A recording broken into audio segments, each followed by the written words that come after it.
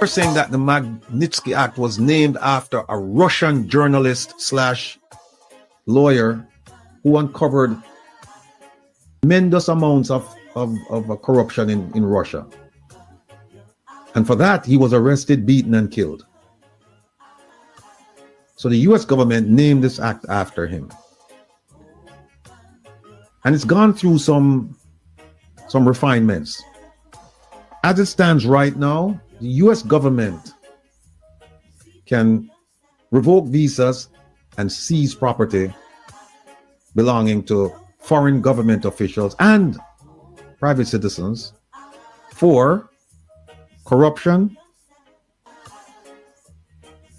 kleptocracy,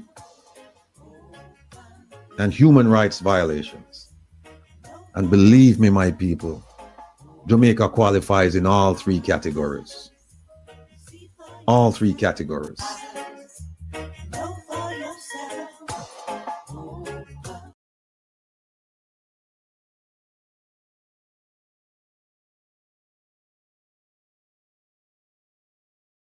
Which declared that all beaches were owned by the Crown. That's the Governor-General. The Governor-General appoints the Commissioner of Lands, who sits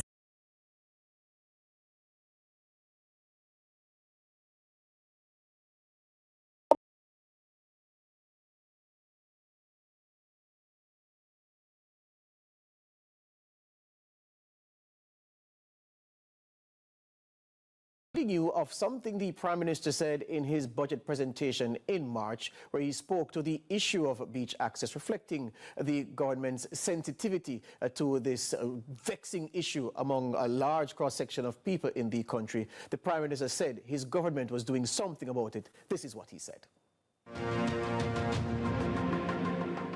You know, Madam Speaker, I've listened very carefully to the debate around beach access. I've had to do it because the policy falls under the Ministry of Economic Growth and Job Creation. And we have spent a lot of time going through the policy because the issues are fundamental. We are dealing with the rights of the people. We are dealing with people's prescriptive rights. We are dealing with property rights. We're dealing with people's right to enjoy their environment. And we have to go through all of them carefully. But one thing must be sure, we must be certain, and we must be unequivocal. Jamaicans are entitled to access their beaches. Absolutely.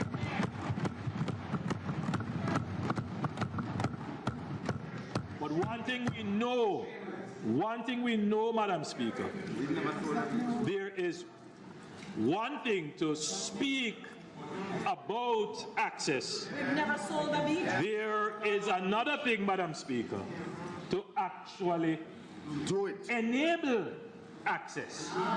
So we believe everybody must have access, but we go a step further. Madam Speaker, I am happy to announce that the government will be upgrading a number of beaches across the island for public access. And perhaps the problematic part of the Prime Minister's statement was that last bit where he said upgrading public access, not increasing access. So we're going to come to that.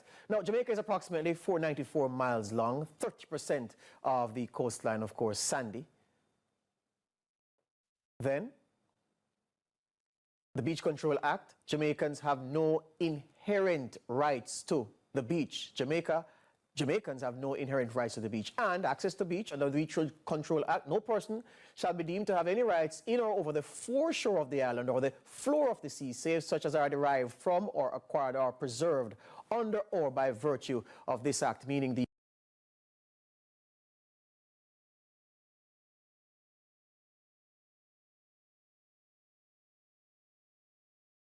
Beach Control Act of 1956. Well, to this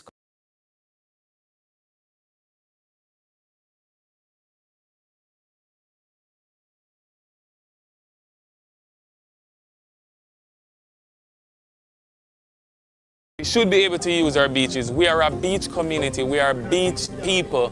We're a small island surrounded by water. Jamaicans can no longer access their own beaches. This is where they work. Say they don't have a other job. They don't have nothing else to turn to. Tourists can pay for exclusive access to beaches at all-inclusive resorts, but everyday Jamaicans are increasingly being blocked out of them. When you push a fisherman from a beach, where did you want him to go? We are living in between waters, and we have no access to a beach. Some Jamaicans are organizing to take down the colonial-era land laws that still affect them today. Jamaican came into emancipation landless and homeless, and that problem have not changed in Jamaica. And they're suing companies for cutting off their access to the beaches. We also will not stop until the entire Jamaican public is able to access the beach freely.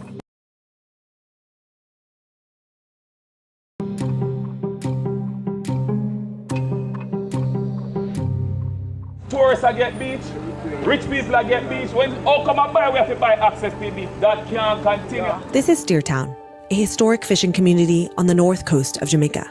Local residents relied on the beach for their livelihood.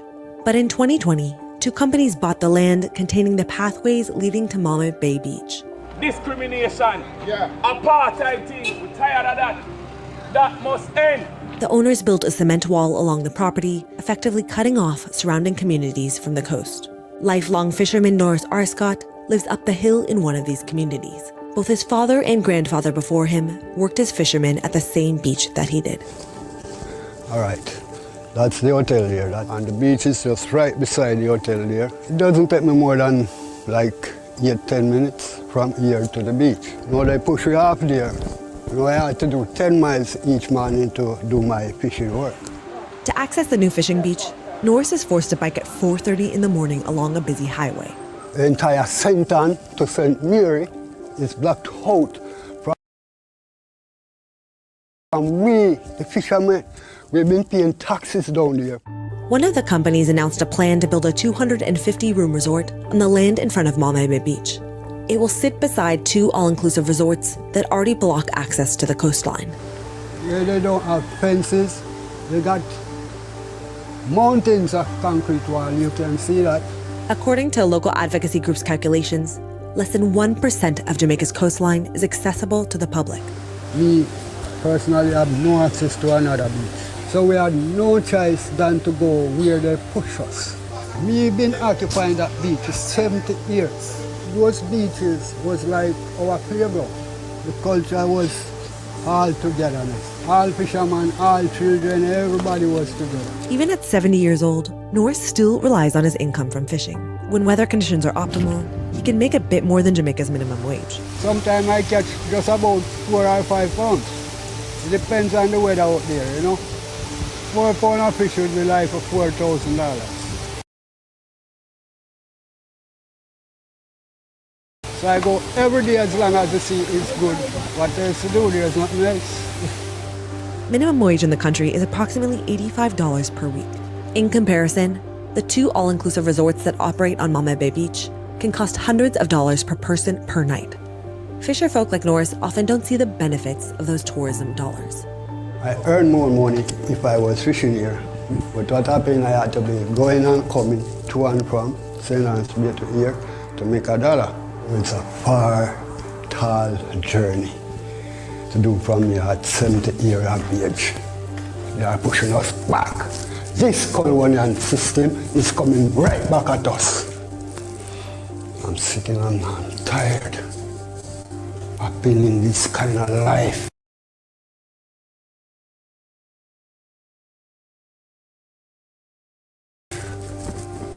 With these people called politicians.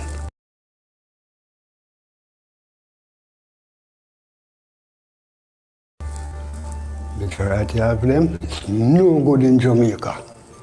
There are approximately 74 public beaches on the island, but many of them are in disrepair, charge daily use fees, or are difficult to access without a vehicle. Damien Combs lives in Steertown, down the road from Norris. Since the beach's access was blocked, he has seen his neighbors lose their entire source of income. So we're looking here at jet skis which have been parked, so to speak. Some of them are broken, some of them have damaged engines. They would sell rides to tourists or sell rides to locals. Jet skis put food on the table. The thing that the government will tell you, and these hotels, that they create jobs. They create jobs, but what kind of jobs? You're actually working in a hotel, which you will never ever be able to afford. You have all your independent people that did their own independent work and created their jobs that have lost those jobs. There are people that sell t-shirts, they're the fisher folk. Beach closing basically canceled all those jobs. A grassroots organization called Dept has started organizing communities like Damien's to fight for beach access. Dept helps communities with advocacy, including organizing this protest and getting beach access rights cases into the courts. They take our ancestors from Africa and encamped us around here. They give us Jamaican nationality. But yes, they look like they're giving us piecemeal. Because they want to tell us that we can't go over there.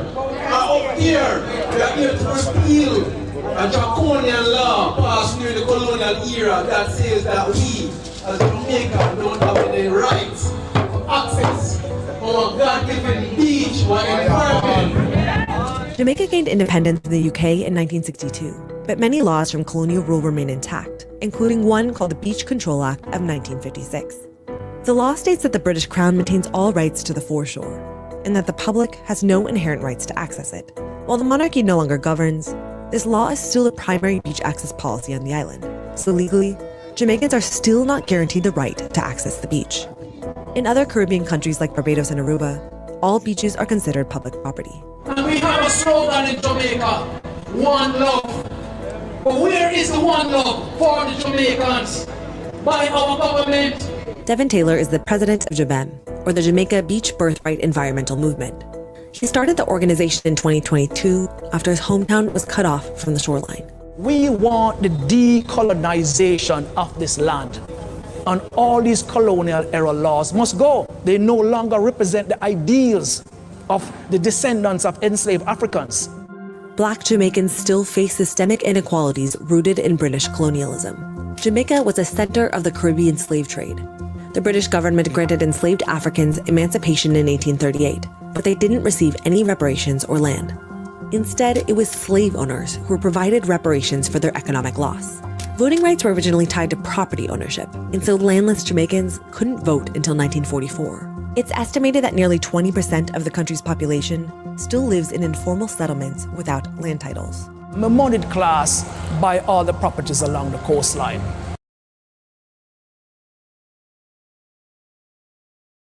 They're allowed to fence their property. Now we're in a crisis situation. It's what? Easily 35, 40 degrees today. My community that lives across from the road, less than 0.3 miles, cannot go to the beach. Tourists is monopolized. Comes off a plane, get into a bus, get onto a resort, never leave the resort. So money that would have spent in communities, no longer. It stays into multinational corporation that then leaves Jamaica. The Caribbean is the most tourism-dependent region in the world. But according to the UN, approximately 80% of all tourism dollars spent in the Caribbean end up leaving the region. This has been experienced firsthand by Shaneka Taylor, who sells souvenirs and food on the beach of one of these resorts at Cooper's Pen. Yesterday, there are 26 of them in the group. Yesterday, they take them out to shop outside of the hotel. They spent over $1,000 US getting t-shirts, clothing. So they said that they did not know about us here on the beach. They don't tell the tourists about us because the hotel have their own gift shops. Shaneka and her fellow vendors set up makeshift stalls in front of the construction site of a new resort. But once the resort is built, they will likely have nowhere to sell. The construction already cut off local fisherfolk's access to the beach. After the hotel is finished, I'm not sure what is going to take place. So we're going to have to move. And we don't know where to. We don't have a spot to put up our shops. We don't have nothing. So this is how we have to pull down. The tourism industry makes up approximately 20% of the country's GDP. But the Minister of Tourism has also acknowledged that the sector is known for low-paid, low-skilled jobs that provide little economic security. Access to tourists is often limited for Jamaicans like Shaneka, who sell food and souvenirs to make a living. So the rules are 2 persons on the beach at a time, 20 minutes a piece. We're not supposed to go to the tourists where they're sitting. We have to stay at a distance. We have to call them to come to us. And sometimes they tell us like we have to go in the water to walk. Makes us feel sad sometimes because we are not going to harm the guests. We're not going to do anything that's not right. But the good thing is that they allow us to walk. So we kind of appreciate that. Many of the other vendors at Cooper's Pen used to sell their products from a shopping village. They say they have been forced to move numerous times since construction began on the resort. While they all rely on their income from selling to tourists, the conditions they face to do so continue to get worse. There's no longer a direct path to the beach, so they trek through mangroves to get there. So this is our path, this is where we walk. Sometimes it's rough because when the rain falls, the water gets high, like about here. It's scary sometimes because we have to like step in the water to get onto the beach. It would be all like there. Swamp, big swamp, you know? It used to be easier and faster to get to the beach. Where the fishermen, they used to access that beach. So it was a public, like people go there and buy fish. Kids, they come and swim. The elderly people come and take a fresh swim out in the ocean. We worry because a lot of persons have been here many years, so this is where they get their honest bread from. This is their 9 to 5. So they don't have a other job, they don't have nothing else to turn to. Jabem is currently helping sue the companies and government agencies that have cut off beach access from communities. It has 3 active cases in the courts and has 17 more it plans to file in the near future. Norris and Damien are plaintiffs in one of these cases. We are suing to get access to our beaches. We're not trying to tear down the development or tear down the commercialization or the building space. They built the case around another colonial-era law called the Prescription Act. The law says members of the public can continue accessing a beach if they can prove that they've used it for fishing, bathing, or recreation for 20 years without interruption. What we're saying is that we've always had access to this beach. Our ancestors access to this beach. We are a beach community, we are beach people. We're a small island surrounded by water. We want the laws to change. Jabem plans to take the Cooper's Pen beach closure case to court. While vendors aren't explicitly protected under the law like fishermen are, Jabem hopes that winning some of these court cases will lead the way to more permanent beach access rights for all Jamaicans. We want to change it legislatively. We want it to be constitutionally enshrined that everyone in Jamaica have a general and unfettered rights to use our beaches. It's directly targeted at the black descendants of enslaved Africans. We feel that pain. And we are marginalized in 2023. We need a new model, a new framework, and we're asking for that, and we will not stop until we get that.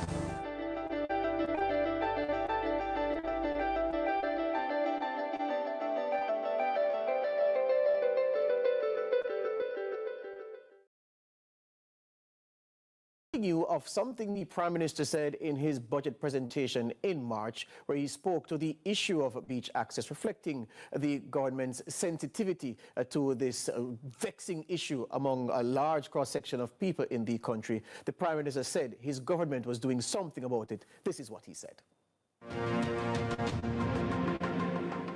You know, Madam Speaker, I've listened very carefully to the debate around beach access. I've had to do it because the policy falls under the Ministry of Economic Growth and Job Creation. And we have spent a lot of time going through the policy because the issues are fundamental. We are dealing with the rights of the people. We're dealing with people's prescriptive rights. We're dealing with property rights. We're dealing with people's right to enjoy their environment. And we have to go through all of them carefully. But one thing must be sure, we must be certain, and we must be unequivocal. Jamaicans are entitled to access their beaches. Absolutely.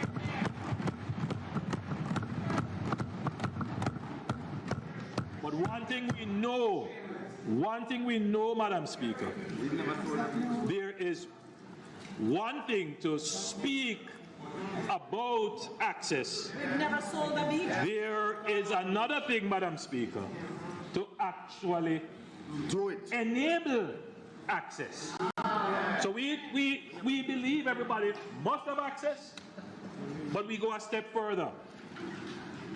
Madam Speaker, I am happy to announce that the government will be upgrading a number of beaches across the island for public access. And perhaps the problematic part of the Prime Minister's statement was that last bit where he said upgrading public access, not increasing access. So we're going to come to that. Now, Jamaica is approximately 494 miles long, 30% of the coastline, of course, sandy. Then, the Beach Control Act, Jamaicans have no inherent rights to the beach. Jamaicans have no inherent rights to the beach and access to beach under the Beach Control Act. No person shall be deemed to have any rights in or over the foreshore of the island or the floor of the sea, save such as are derived from or acquired or preserved under or by virtue of this act, meaning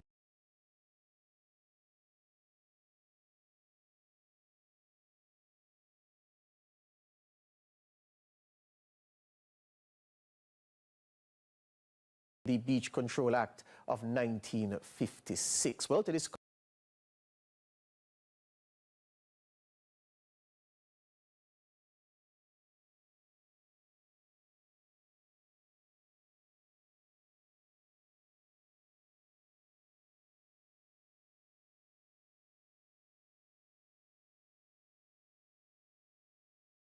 Who does Hector represent?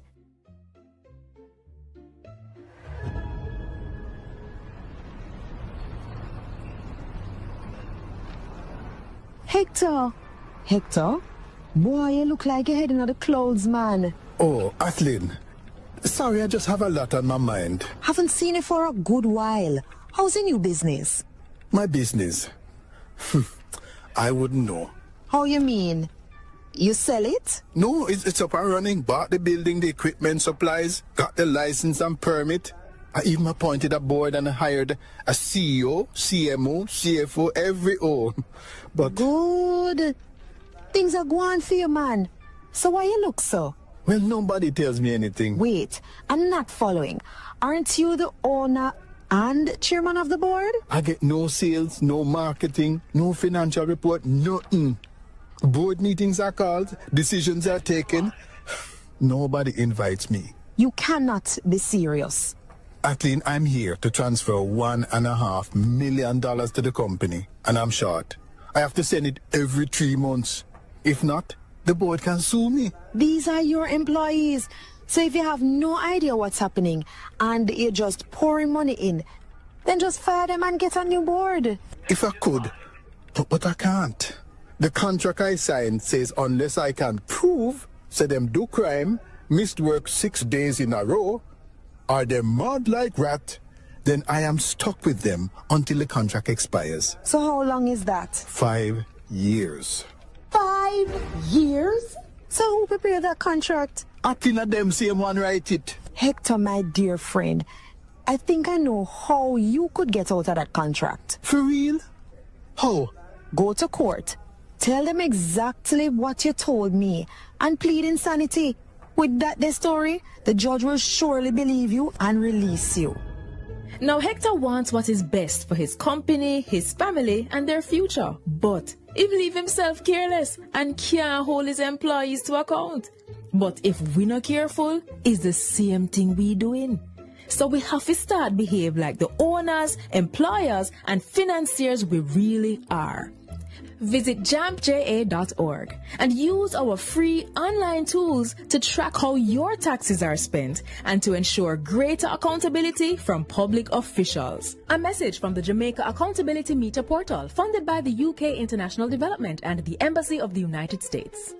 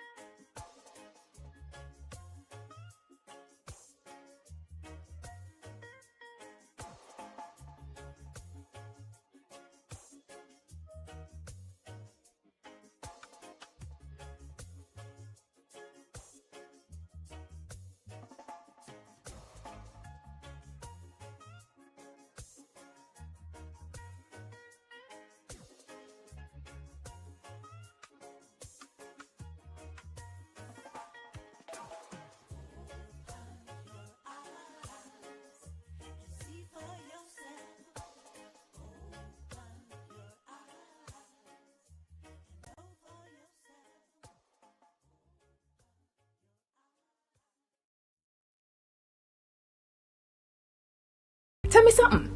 How much time you ever hear the government announce a project and wonder why they must spend millions on this and not on that? Well, if you think there's nothing you can do about how your money is spent, think again. Jamaica's budget is more than just numbers. It reveals our biggest problems and goals, our plans to fix them, and what to prioritize. We can even call it a promise book of what will be done to improve our lives. Now, let's talk about the 4 stages of the budget cycle so we can understand how it works and get involved. Stage 1. Planning and review. The Ministry of Finance sends out a budget call to every ministry, which outlines the priorities and constraints to guide how those ministries prepare their budget.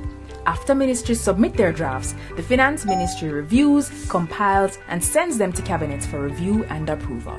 Stage 2. Parliamentary debate and approval. The Finance Minister tables all budget documents in the House of Representatives. The Standing Finance Committee, which is all 63 MPs, sits to examine the budget documents, and each minister presents their budget and answers concerns the committee has. The committee's report is then tabled in the House, followed by the estimated expenditure, which is tabled as legislation called the Appropriations Bill. That's right, the budget of Jamaica is law. The budget debate formally opens. We have presentations from the Minister of Finance, the Prime Minister, Opposition Leader, and the Shadow Finance Minister. After their presentations, our MPs vote for or against approval. Like all legislation, it goes to the Senate for their approval and then to the Governor General for his royal assent. No later than March 31st, end of the financial year. Stage 3. Implementation. The new financial year begins and approved budgets are sent to ministries. Collecting taxes, borrowing loans, and receiving grants begin. And so does the spending. Stage 4. Budget oversight. Now, this is where citizens don't need permission to get involved. Throughout the year, operations and spending are assessed by internal auditors and the Auditor General's department that makes sure public entities are compliant with laws and that their financial reports are accurate. All Auditor General reports are submitted to our Parliament's Public Accounts Committee for review and cross-examination of public officials. The Ministry of Finance, Integrity Commission, and MOCA also monitor government spending to guard against poor financial management and corruption. It is our job to review these reports, check the findings in the newspaper, and look up if breaches are fixed at jampja.org. If not, ask your MP what he or she has done to ensure public officials are held to account. No more 9-day wonders. So, did the government follow through on their spending and investment promises last year? What promises will next year's budget have? How will they affect you, and how can you ensure that you get what is promised? For access to the national budget, check out JAMP's easy digital version and contact info for your MP at jampja.org. Then link your MP and see what progress is being made throughout the entire budget cycle. Support JAMP. Let's do our job to make Jamaica land we love, Jamaica land we own, and Jamaica land we run well. A message from the Jamaica Accountability Meter Portal, funded by the European Union in partnership with the Private Sector Organization of Jamaica. We found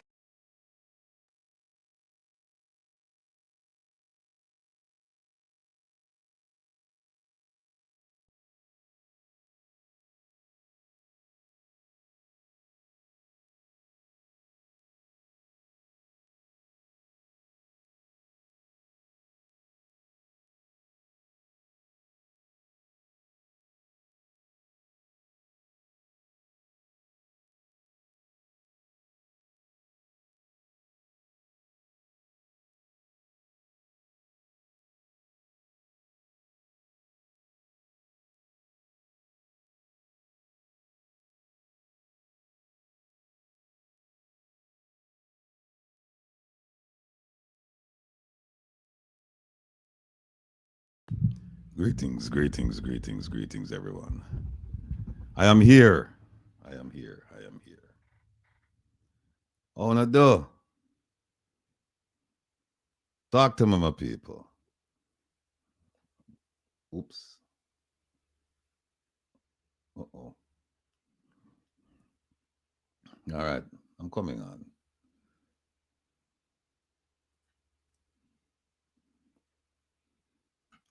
Yes, my people. That Helium sent me in the dark.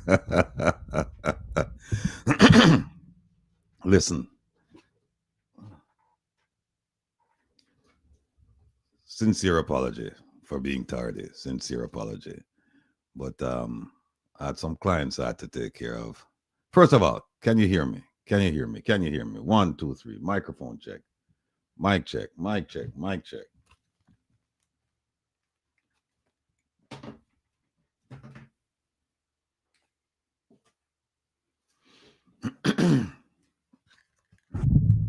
Okay. Mic check. Mic check. Testing. 1, 2, 3. All right, folks. Sincere apologies for being tardy, but I had some clients I had to take care of some whole bunch of things, you know. So all is well. Everything is taken care of. So happy to be here. OT, big up yourself. Again, thanks to all of you for being patient. Not too often. This is the latest I've been late, right? I guess so. All right. Lorraine Taylor, big up yourself. Big up yourself. Gillian Murray. Gillian said those monarchy people are historically parasites and gluts all over the planet. From yes, indeed. Reggae Rock. Missy Bram Bram. Big up yourself, Missy. Yvonne Riley. We'll start from the top. OT. Wilbert Cameron says, oh, J Master Songwriter, Miss B. Blessings, blessings, blessings, blessings. Wilbert, where are we? Wilbert Beverly. Okay, I'll just go with whatever you put up. Winter blessings to you as well, Beverly. Big up yourself. Hugh, greetings, greetings, greetings to you and your family. Merle, the Pearl. Hold on, let me see what Merle said. This one can say JC for the first time has made a profit. Bust after bust after bust. Hey, listen, Merle, I'm glad you brought up that point because we have a presentation about JUTC and we're going to show you the secrets that we're going to reveal the secrets that they've been hiding for quite some time.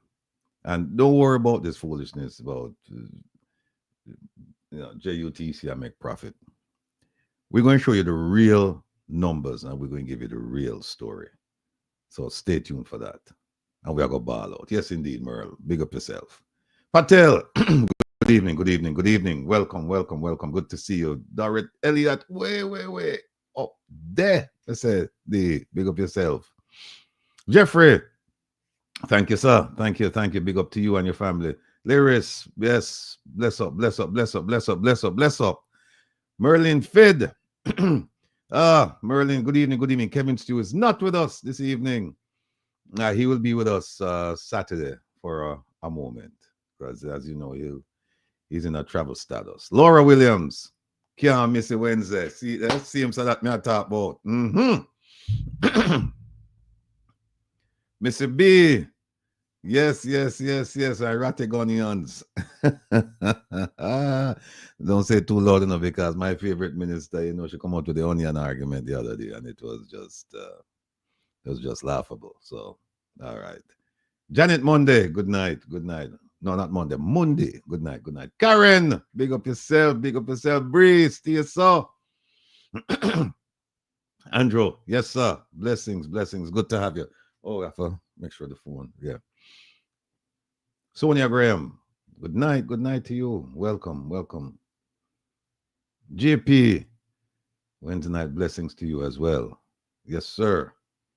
Mr. G for greetings to you as well, sir. Blessings. Dorothy McCoy, blessings and good night. Lance White, greetings. Thanks for coming around here and spending some time with us. Marcia Este, oh, shall bless up your lane. All right, Marcia. Well, me I bless you up anyway. Mega. That means Brooklyn is safe. People, Brooklyn is safe. East New York, East Flatbush, Brownsville, New Lots, you name it. The place safe because megawatt not a house. Bless up, my brother. Mike Reed, bless up, Mike Reed. Fight strong. Yep, them sell out the land and beaches. Yeah, we'll talk about that a little bit, but we have a story where we'll do on Saturday because we have Devon from Jabim coming on. And I think they have a court, they have a hearing. Is it today or tomorrow? They have a hearing sometime this week. So he'll be on Saturday to give us an update on that. So, Mark Peart, big up yourself, sir. Yvonne Riley, good night. Good night. Maureen Hines, good night to you. Oh, good evening, yeah. Wilbert Cameron, yeah, Wilbert say I'm pushing the Magnitsky and I have one mission in mind to see Andrew and his corrupt government in prison. You know what, Wilbert? I appreciate everything you're doing. Appreciate everything you're doing. And, you know, this government has proven itself to be corrupt. And so that is our mission as red-blooded Jamaicans, die-hearted Jamaicans, sincere Jamaicans, patriotic Jamaicans. That should be our mission, that anyone who's involved in corruption must pay a penalty. Must.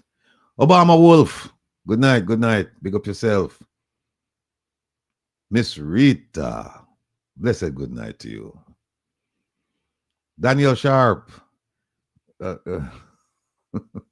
right. All right, Daniel. I hear you, Daniel. Keep it going, OT.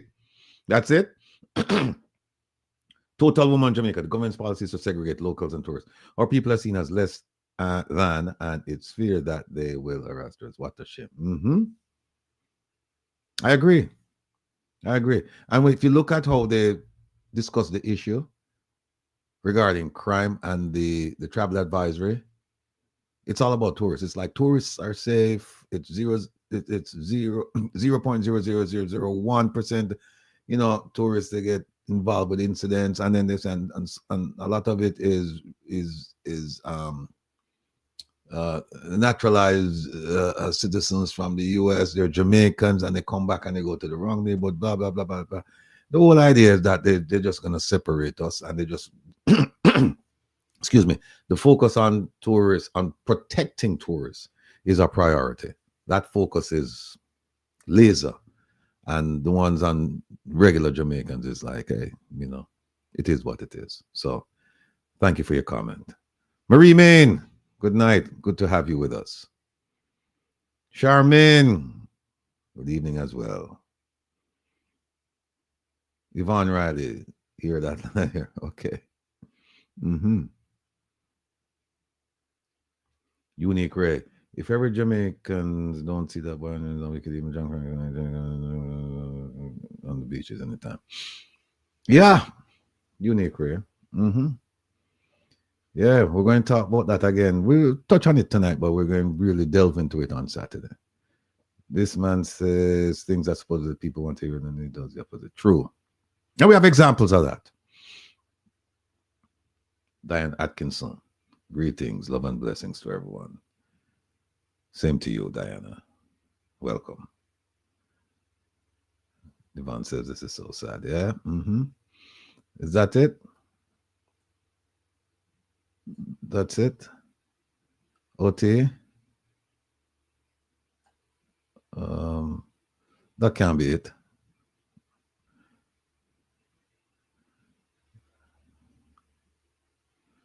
Okay. Freedom, big up yourself. Sparkle shine, sparkle shine. Real black woman. Yep. Devon Watson, blessings. Nereen Dennison. Good night. Welcome, welcome. Castro. Yeah, man. Thank you. Likewise. JP. Paulette MacArthur. Good night to you as well. Don. Big up yourself. Big up yourself. Big J64. Big up yourself. Peter Baker. Night, night, night, night, night. Gillian Morris says the JLP cabinet needs rat traps on their mouth. Everything coming on their mouth is an irritation to women people. Their ears must not be working. Gillian, you're right. And you know what? What But like when them talk, you know, because the more them talk is the deeper the hole get, you know. And I was once told that if you in a hole and you dig and this is the dirt that come back down upon you, that's when you must stop. And them don't know when to stop. So let them go on. My mother, the Magnitsky sign up seems complicated, but not text. Yeah, my mother, we are going to do a tutorial on the Magnitsky. It is going to be a week from this Sunday. Yeah, it's going to be a week from this Sunday. So we're going to invite everybody to come in and just come prepared. And it's going to be a real-time demonstration so that we can all, you know, go through the process at the same time. And whatever the issue is, whatever the challenge is, we will be able to see it and we will be able to fix it real time at that time, which is a week from this Sunday. This Sunday, we're going to be talking about the ATIs. So for those of you who are interested in filing ATIs or just to get an idea of how the process, you know, how it works, then please show up this Sunday. It's from 2 to 4 on Reggae Global Radio. We're going to do it on the easiest Sunday with the Rebel. We're going to do it on that program. So we'll have plenty of time and the focus will just be ATIs. And then I'll show you the intricacies. I'll show you the nuances. I'll also show you the act itself and, you know, what it entails, what the exceptions are, who is subject to it. We're going to go through all of that this Sunday from 2 to 4 on Reggae Global Radio. By the way, we're starting up a segment. I hope to start it this Sunday. And the segment is called Me Catch Them. Me Catch Them.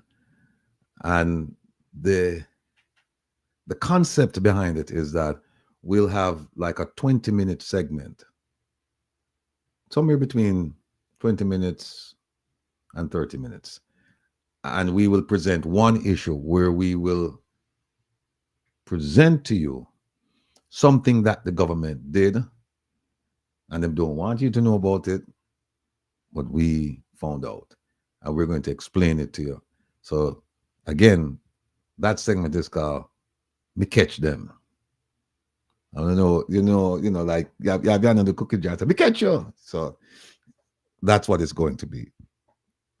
So, and it won't be just me. We'll have different people coming on and taking that slot. And for 20 minutes, 30 minutes, they'll just explain what they've uncovered. And that will be the Me Catch Them segment. And we hope to start that. No, Missy Brown's here, Retio, Me Catch You. Ah, there you go. Hey, you know what, Missy? Hey, OT, think about that title there. You're Retio, Me Catch You. That's not a bad title. You see what? That's why I love come around here, you know, because when they give me ideas, you know, when I just come around here and sit down and just, you know, interact. I'm like that. Remember that, OT. You're Retio, Me Catch You. All right. Maureen Hines, big up yourself. Kingsley Anglin, bless up. Fruit the Pan, you like it? Good. Welcome, bless up. Cynthia Newman, good night. Frida LaFay, sorry. Bless up yourself, Frida. Neville Shackleford, stop it right. That's OT. This man here, I'm a personal brethren, used to live in front of me on Penwood Road. A Waterhouse. Long time brethren. Long time supporter. Not just supporter of me and what I'm doing now, but things that I've done in the past. We'll call him Eddie. Strong supporter. A good advisor too, you know. Very analytical person. Him can say through the BS. And he and I, we have some serious discussions at times, you know. And a gentleman, a thinker, a brethren. Love you like life, my brother. Welcome. Annie Jones, greetings. Big up yourself. Marva McLean, see me ya. We're back at you. John Ricketts, big up yourself. Keep it going, OT. Marie Lizzie, bless up. Hey, we'll keep the fire blazing, Marie. You know that. Paul Griffiths, good night. Welcome. Paula E. Gracious night from Paula and Eddie. Big up on yourself, big up on yourself, big up on yourself. Keep it going, OT. Mark Winter, you need to try to be on every... Mark. OT, you see what Mark just said? Must try and be on every evening. All right, Mark, not try. But you see what you said, Mark? You said, you never said, be on every evening. You said, try. So I'm going to try, sir. One Indian, bless up. Thank you very much, sir. Much appreciated. Devon Watson. Yeah. Agree with you, sir. Probably not with everything, but a lot of things, you know. Reggae rock. And your wickedness to Jamaica and not the Jamaican people. Devon Fletcher. Yeah, the beach access. Yeah, all of a sudden now it's something that is topical, right? And they didn't even tell you about the beach policy that they're trying to put in effect, or the new one, and then tell you that in 2016, 2017 that they gave away a beach out at rooms on the beach in Ocho Rios. 0, they gave it away. Fortunately, it was public uproar, and the Mexicans rescinded the deal. But we're going to talk about that deal at some point, maybe this Saturday. I'm going to break it down, and you're going to be shocked, because this is sometimes what happens is we get the headlines and we don't get the details. The details are there, people. And when I say we don't get the details, meaning that the people who are explaining to you, they don't give you the details, or you don't go and investigate and look at the details or for the details. But not to worry, I am here. And not just me, we have quite a few people in the space, you know, people doing exactly what I'm doing, educating the population, informing the population. They too have uncovered a lot of things regarding beach access. But there's one that I'm going to explain to you that when you hear the details, you're going to say, my goodness gracious, I cannot believe that my government sought to do this. Had it not been for the Mexicans and the public uproar, that beach would have been gone to the Mexicans for 0, 0, 0, 0. Devon Fletcher, welcome, sir. Kinsley Anglin, bless up yourself. Bless up yourself. Mark John 9. JUTC is broke. Mark, you're onto something. We're going to explain that. Maybe Saturday. RCS Blue. Thank you. Yard Night. Heal up the man. Alkebulan, HVAC Services. Toronto in the building. Big up yourself, Toronto. All of the support that come from Canada.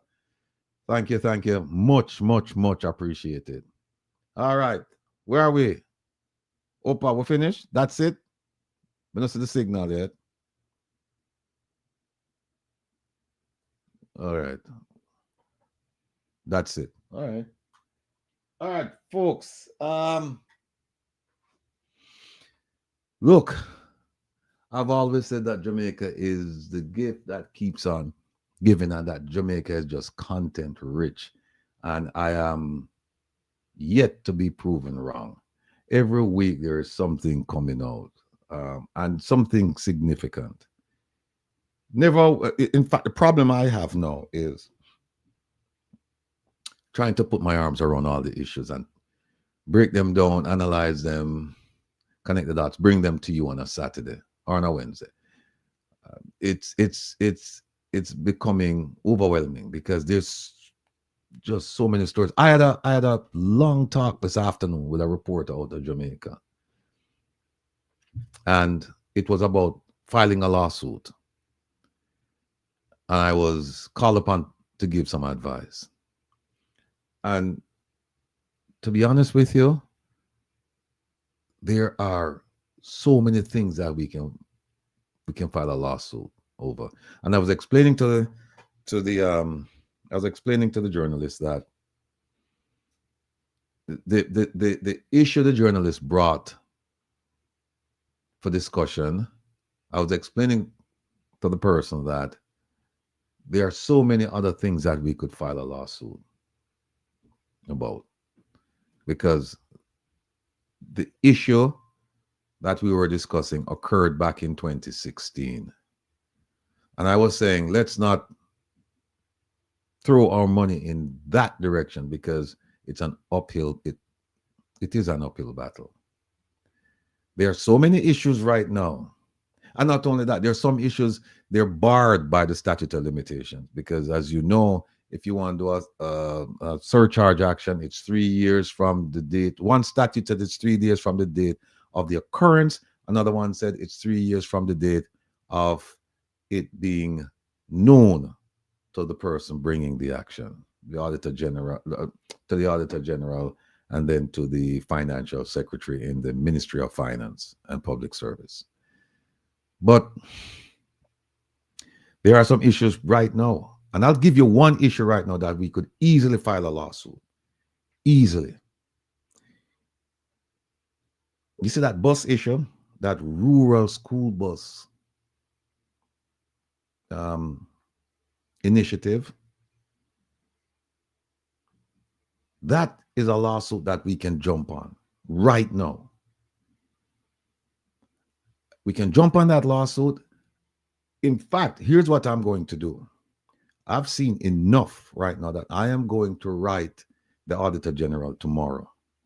And I'm going to ask her to take a close look at what transpired, what is transpiring, and what will transpire. Same thing I would ask the Integrity Commission. Because I believe that at the very least, I want him to look at having a surcharge action. Now, let me explain to you what a surcharge action is for those of you who don't know. A surcharge action under the relevant laws in Jamaica speaks to a government official spending money, in layman's terms, spending money where them shouldn't spend, overspending. And we're not even talking about corruption right now, you know. We're just saying that if they spend it foolishly, needlessly, intelligently, knowingly, willingly, the government can go after them and say, okay, if you should have paid, or if you should have approved the payment of $1 and you approved $2, then you are on the hook for $1. You have to pay that out of your pocket.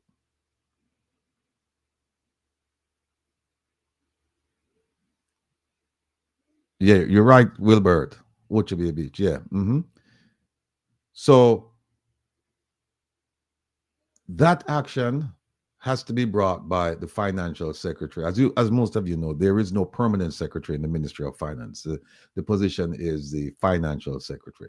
That person can bring a surcharge action. Now, if you recall, there was the possibility of a surcharge action against Grace McLean, over the former acting permanent secretary in the Ministry of Finance. Sorry, Ministry of Education.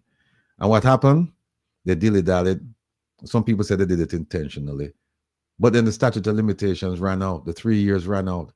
And that money that she spent, that 10 million plus, that she was told not to give this organization, any money, because they had already gotten over 100 million from Dean Roy Bernard, the permanent secretary.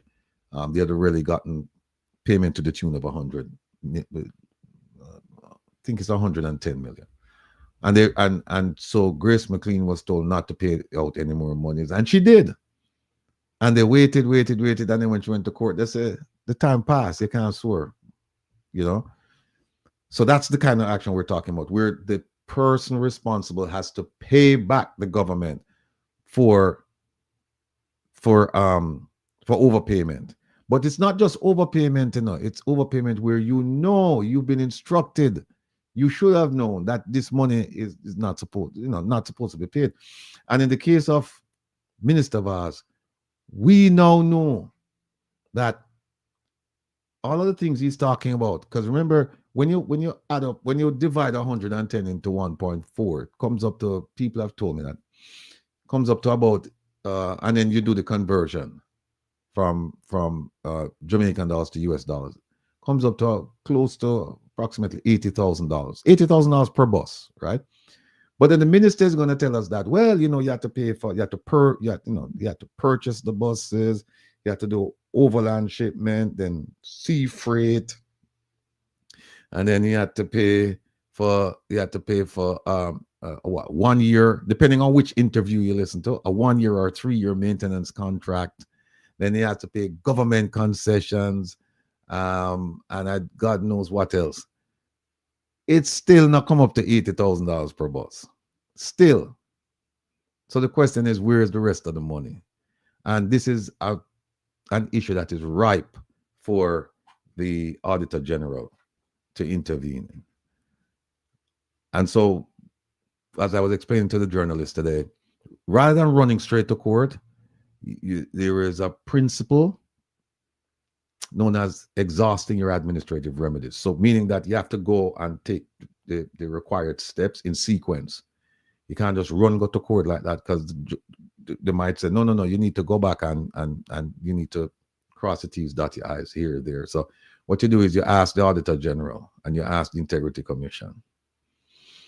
And then when you, I ask publicly, I tell them I don't need anonymity. You can tell all of the people that you're going to interview or you're going to investigate. You can tell them I said it. And then when you do something like that in a public manner, you can just imagine the pressure that these people are going to feel. So Marie Lizzie said, what them do with all these monies and no one is held accountable? Because no one is asking for them to be held accountable. That's the problem, Marie Lizzie.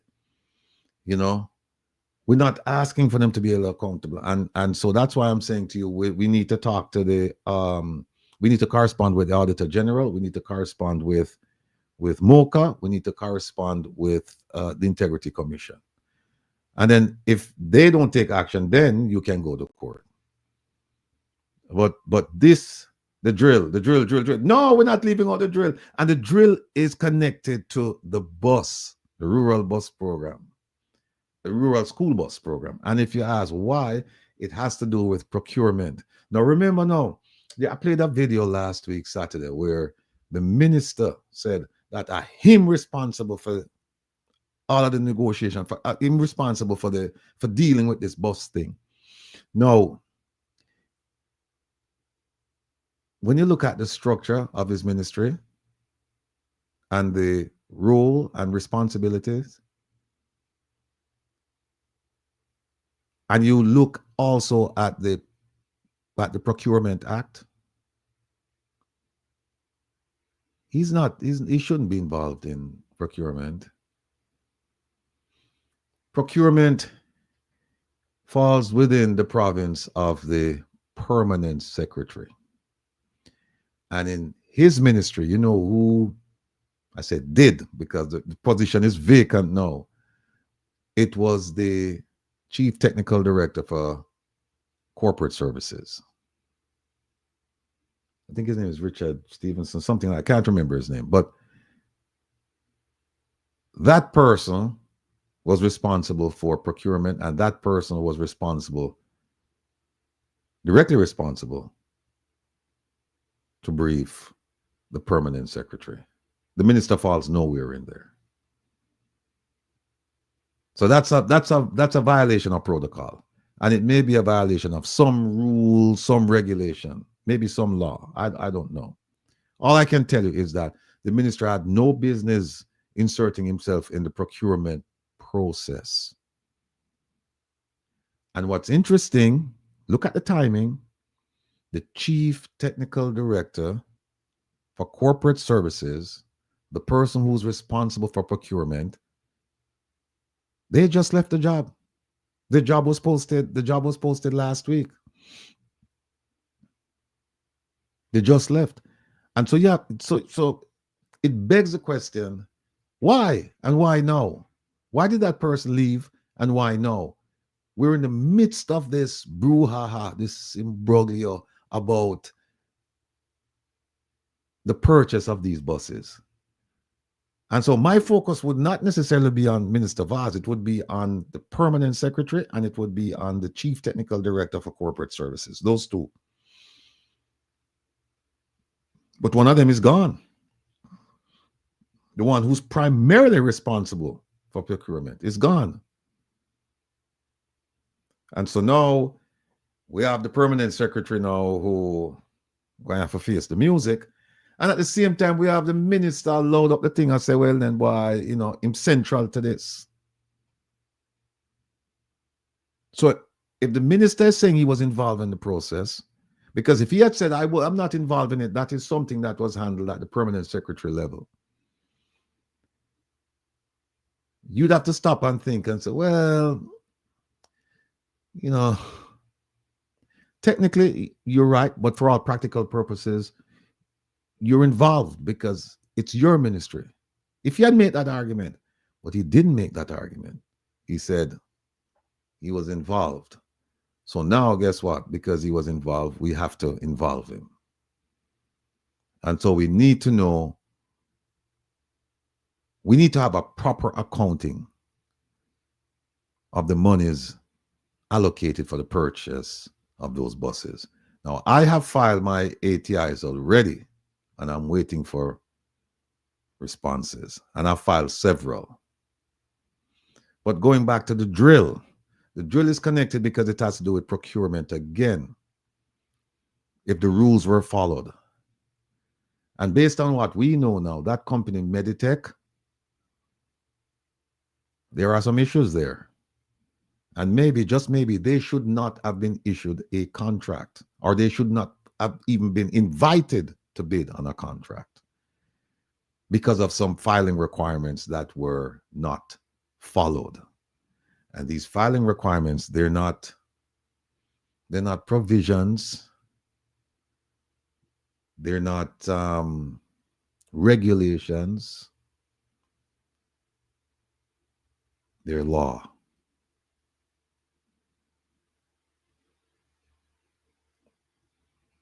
There is a law governing the conduct of these businesses when they file, what they're supposed to file. So we are going to expose all of that. So we're not finished with the drill. So the drill people might think and say, well, okay, whoa, you know, now they're onto the buses, they'll forget about us. No, we're not going to forget about you. And we're going to make it a point that we bring up these things on a regular basis so that people don't forget. Because if I ask you right now, how many of you remember the rooms on the beach fiasco? And then I followed it up by saying, how many of you know the details? I would hazard a guess to say that most of you would say, no, we don't know the details. And yeah, what was that again? Rooms on the beach, what's that?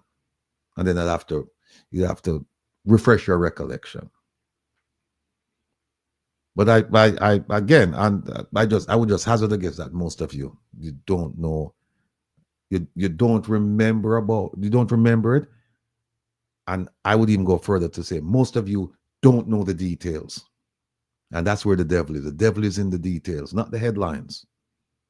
Because when you read the details and you see how involved, because you hear them say, oh, Vaz said, look, this and that. It wasn't Minister Vaz, by himself, It wasn't Minister Vaz. They have the UDC board.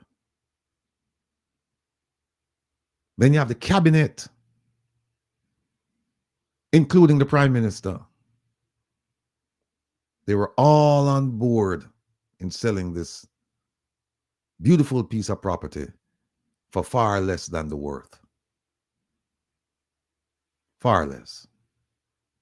Like I said, the valuation was around 13 million, somewhere around there, and they sold it for 7.2. 7.4. I think it's 7.2. No. What could I go, sir? You have something that people want, beachfront property, and you're going to give it away. And then when you look at the document, you will see that they gave away certain areas, including the beach, for free. Because what happened is that you'll see that when they sold the structure and the land for 7.2 million, that the cabinet approved it, and they went back with an amendment and say we must add the beaches, add the beach, the beachfront area, and also add there were some garden areas, add all of those. And guess what? The price was still 7.2. Yes, Denise Stowes. What can go so? Well, I saw it did go. And had it not been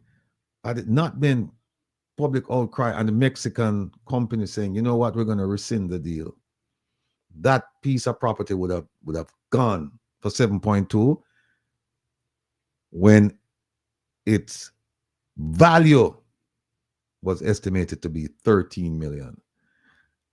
And listen, it wasn't one valuation, you know. It wasn't like one person went and said, I think this is what it's worth. It wasn't one person.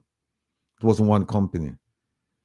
It wasn't 2, 3. It was 3 companies. Who gave them that right? Castro right to do what? Talk to me. You mean to sell it? If it's to sell it, they had the right to sell it.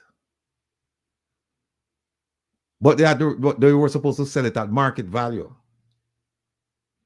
And then there was I'll probably pull it up before we go. And there was an exception, and it had to do with national development, something like that.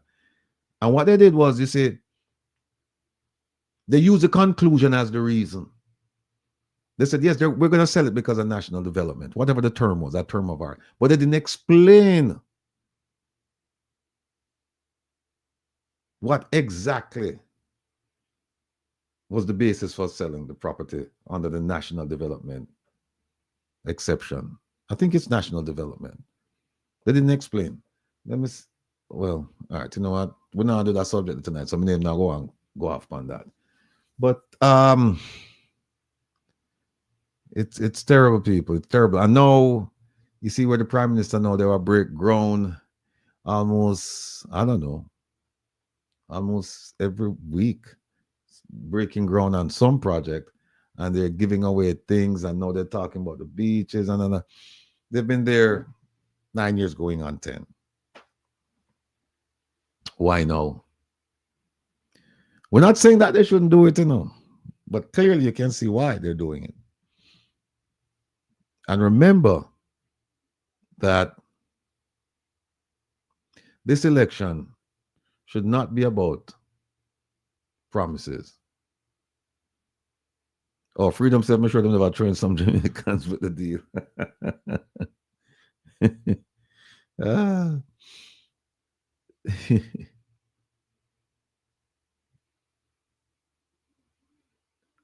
Paul said, PM going on like his mother will out Jamaica to him. Yeah. So they're coming out with all kinds of promises now. And you ask yourself, why is it that they didn't make these? Why didn't they fulfill these promises in between? You know, some of these promises were made back in 2016, and they still haven't been fulfilled yet. So I can tell you that this is all a ploy, and it's because of the election why they're doing it. It's elementary. It's elementary. It's because of the election. They want to garner as much support as they can to ensure re-election, a successful re-election. And that's why they're doing this. They're promising you the earth, sky, moon, everything they're promising you right now. But we've seen this playbook before. We've seen it before. And the question is, are we going to sit back and allow it to happen again? Again, I can't tell you who to vote for. I can only present the facts to you. Well, I can tell you who to vote for, but I won't tell you who to vote for. I'll just present the facts, because we're all intelligent people around here now. Despite what you hear Minister Vaz said, we're going to play the tape again. We're going to play the tape this Saturday. Minister Vaz said that you have so upper people talk up them mouth and things, but and them have degrees and but him not have no degree. Him have common sense. And he went on to say, very few I want to have common sense. But he said, he's one of them. He's one of the very few. So the question is this: if you don't have a degree and you don't have common sense, then you are what? stone cold idiot. That's that's his perception of most of Jamaicans, because most Jamaicans don't have a degree. And he said very few Jamaicans have common sense. So if you don't have common sense and you don't have a degree, which is most of Jamaica, according to the minister, then he went on to say them dumb, them dark, and them stupid.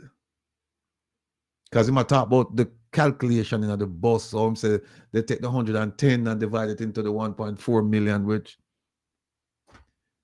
But when people tell you things like this, and you must believe them.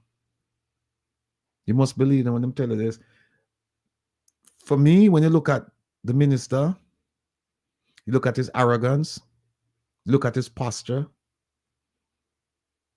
you look at how he conducts himself.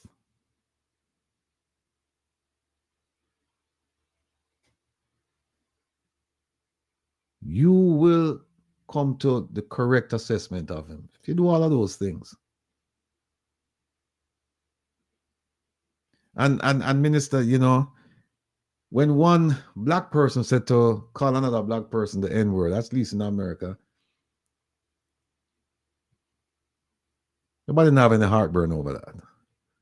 But when a white person call a black person the N-word, there is cause for concern. I mean, again, but put it in our context. And so when you have a bright-skinned man, I go call somebody like me, or somebody who look like me, dark, and most of Jamaica, are my complexion. Most of Jamaica. A shade or two, one way or the other, but and when you have somebody of his complexion, I'll call people dark.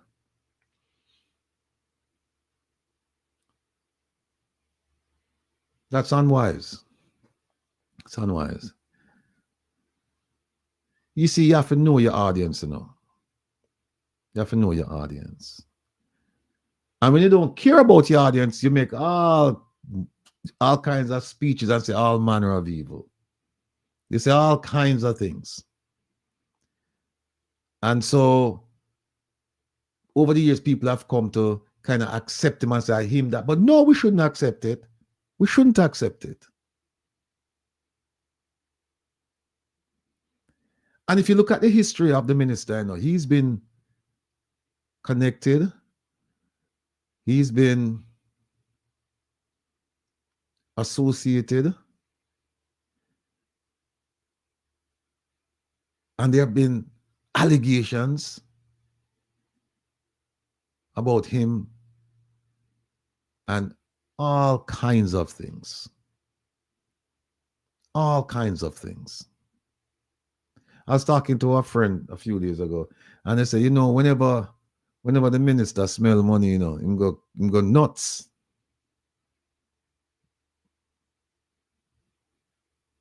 You remember him try lease some land up in the Blue Mountain, and there was an issue there. And you remember that?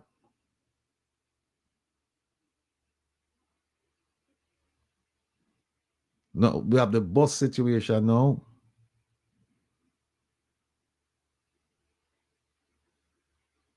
So, you know, people, what we need to do, we need to come together. And the sad part about it is that people will tell you that they're a diehard this and diehard that. How about being a diehard Jamaican? Because if you're a diehard Jamaican, you will see these things for what they are. And you will not be misguided by a color or a party. We need to call things as they are. Nobody is perfect. And so when people do things, you have to call them out. Whether it's through negligence or through design, we have to call people out. That's the only way we're going to correct the situation we're in. I was reading an article yesterday and they said, you know, one of the biggest problems affecting or causing failed states, because people have said Jamaica is a failed state. People have our failing state is the deterioration of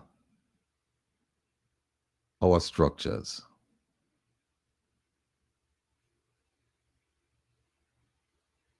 We're talking about good governance now. We're talking about the judiciary. We're talking about national security. We're talking about health, housing, education, local government. When those structures, when they fail, the country is bound to fail. And that's why Jamaica will never see Vision 2030. It will remain a vision. At the rate we're going, we will never see Vision 2030. And the one thing I can tell the Prime Minister is this.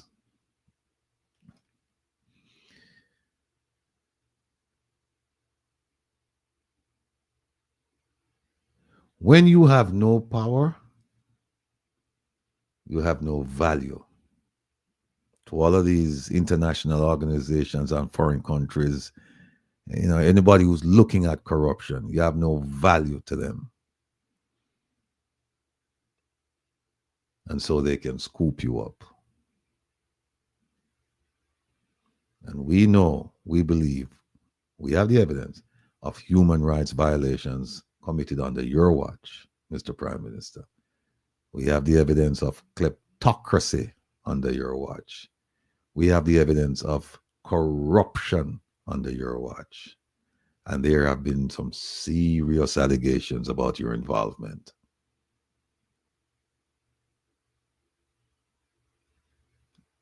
In some of those things. And so you must know, you know, that losing this election is the harbinger of things to come. And we are preparing for that day because you have a lot to answer for. You have failed the Jamaican people. Look how many acts of corruption have occurred under your watch, and I have yet to hear you come out and condemn them vociferously in the same way that you preach good governance, transparency, openness,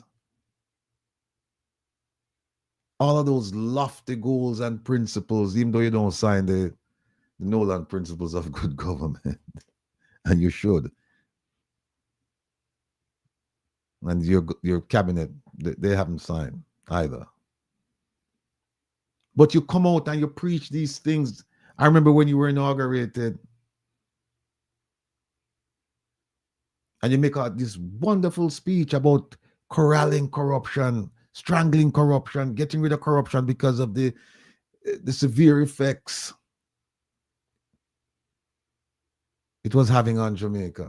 And you said, we are going to do something about it. When Wil Reid got into that issue, I didn't hear you come out and use the same, the same vigor, the same spirit. Didn't hear you come out and make comments about it.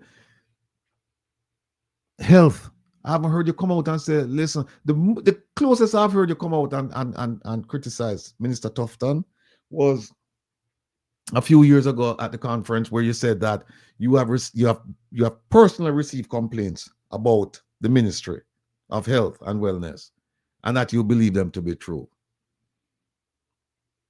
And then a few minutes later, you big up Tufton. But that's the closest I've ever heard you come to condemning what's going on over there. And you weren't condemning it on your own free will. You were condemning it based on information passed to you. But you must remember this. At the end of the day, you are responsible for everything that happens in Jamaica. Why? Because you are the chief servant. You are the prime minister. You are the one who appointed those people to those positions, and you should have known better. When you put a doctor in charge of national security, it tells me that you don't care. or you care, but you care about something else.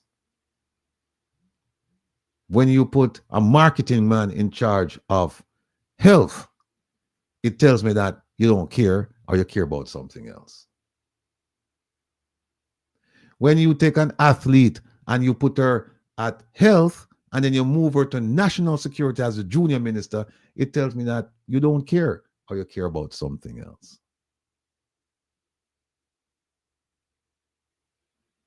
And the beat goes on and on and on.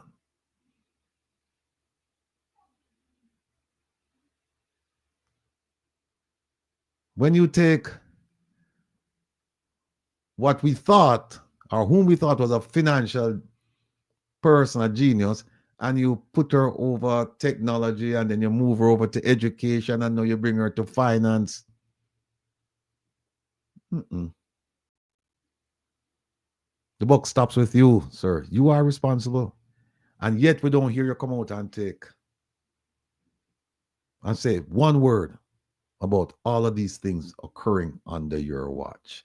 It's all, you come out and you paint a rosy picture.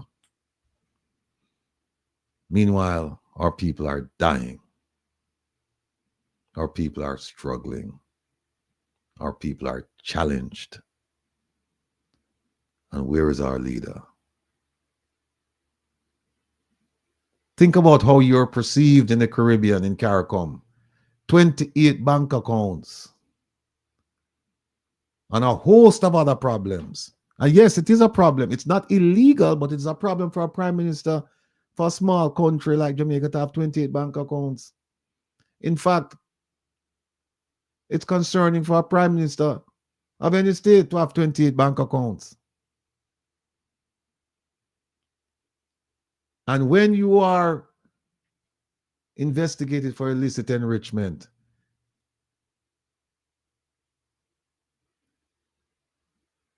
a man who,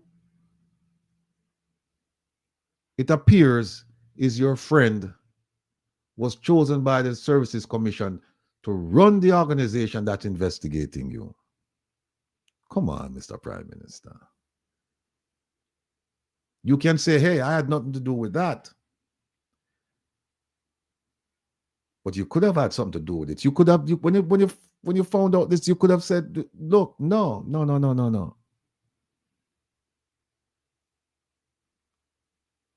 You could have played a role in ensuring that Mr. Dennis Strong is not where he is today. Maybe he could have started it and you could have come along and said something. But at some point, something should have been said. Because now you have somebody who's affiliated with you, who's in charge of investigating you. That doesn't look right. And I guarantee you that as a result of what you have done and what you have were witness to, Jamaica is going to slip further in the corruption index. We're now at 40. We slipped 4 places last year. And this year, I suspect that we're probably going to slip a few more places. All because of somebody who came out and openly proclaimed his disdain for corruption. And yet corruption is awash in Jamaica. And the Prime Minister has nothing to say. Mum's the word. No, for those of you who support the Prime Minister, I have no problem. Support the Prime Minister. But there comes a point in time when you have to look at this kind of support that you're providing to our Prime Minister. Is it support or is it enabling? Because you cannot support some of the things that he's done. Taking the IC to court, trying to get rid of the illicit enrichment statute. Having his friend, Mr. Norman Brown, run the housing portfolio in his ministry. Come on, people. You have a right to your opinion, but you don't have a right to the facts. Those are facts that I'm true facts, because you can't have false facts. Those are true facts I'm giving you. Those are true facts. Unique Ray, There's a gentleman who's on the construction site down at the Cornwall Regional, who's not qualified. You can't tell me, say them couldn't find another qualified person or a qualified person to occupy that position. You can't tell me that. Just like, you know, some of the things that we see, some of the appointments that the Prime Minister has made. You question his judgment when you see, because you say, look, our Prime Minister bright and him sharp and him energetic and him intelligent. And so how we make them, how we go put that person in this? Must be a reason. Must be a reason. He knows what he's doing. We can say it's an idiotic move. But for him, it could very well be a strategic move. He knows why Dr. Horace Chang is Deputy Prime Minister and Minister of National Security. The Prime Minister knows. He knows.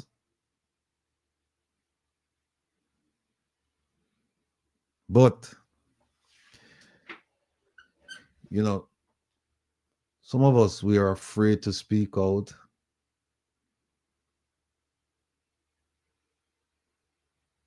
For a variety of reasons, including the fear of being humiliated in public. You know, you say something about the Prime Minister, then you're caught and you're made to apologize. And you're humiliated. You're afraid of that.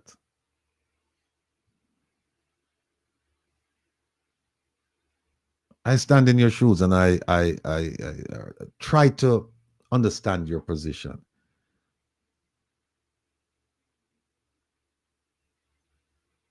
And I can't say that most people who are in that position shouldn't be in that position, because you know your situation. You don't want to be dragged from underneath your bed and made to appear in front of the cameras, and then you have to apologize to the Prime Minister, which shouldn't happen in a democratic society. You have the free will to criticize your government. But be that as it may, I understand the fear factor. But here's what I don't understand. What I don't understand is when you go into that polling booth and you have that fear factor. That's the equalizer, I know. The equalizer is election day. That is the equalizer. So all of you who are afraid to complain, you can register your complaint in that polling booth.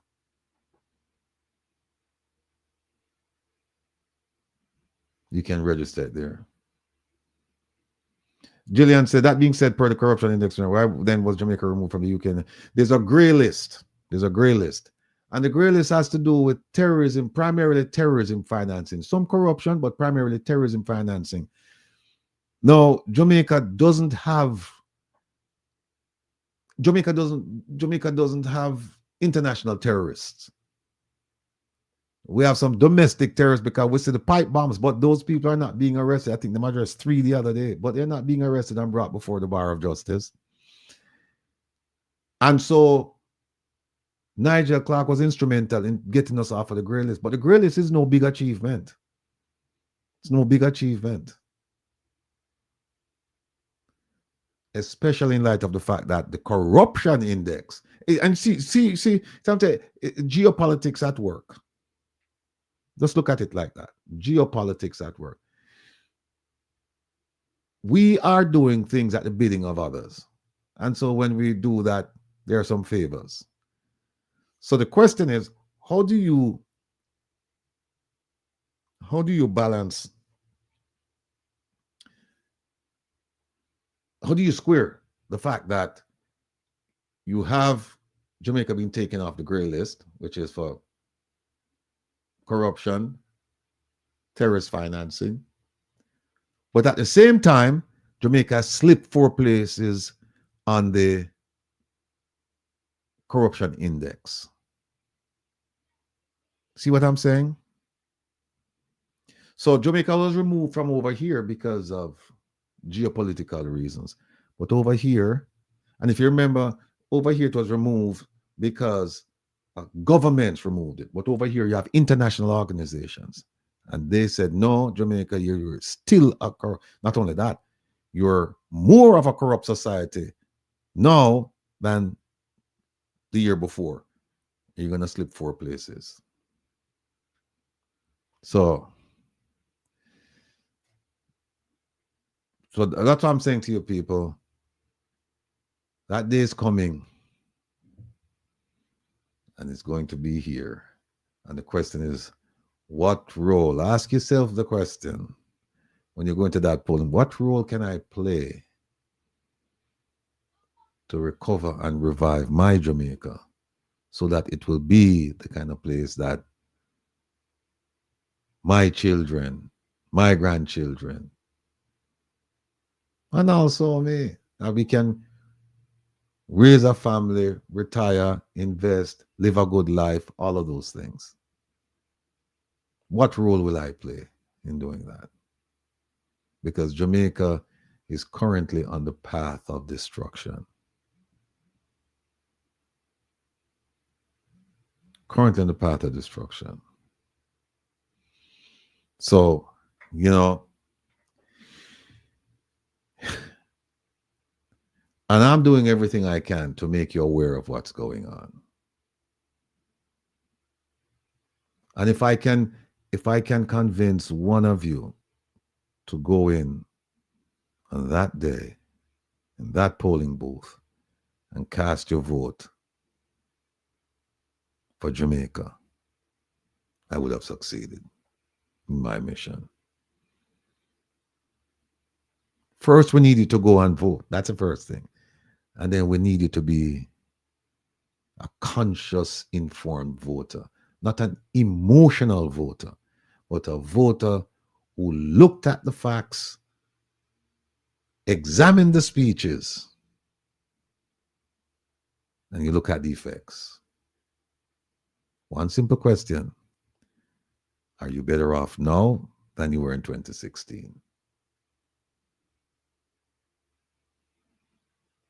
Simple question. Are you better off now than you were in 2016? Because in 2016, regardless of your condition, you were promised prosperity.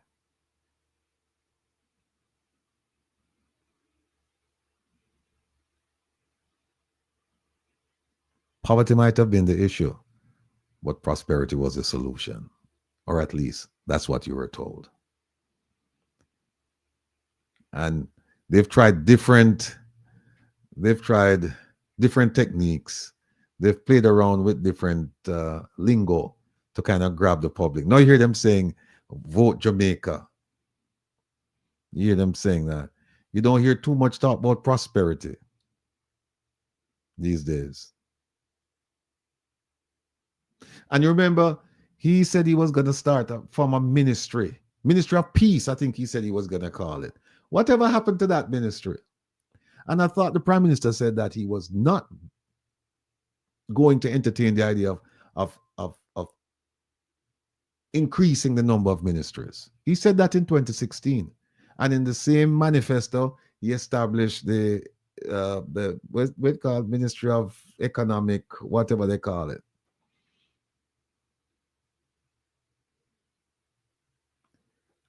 And a few years ago, he established the Ministry of Justice and Constitutional Affairs.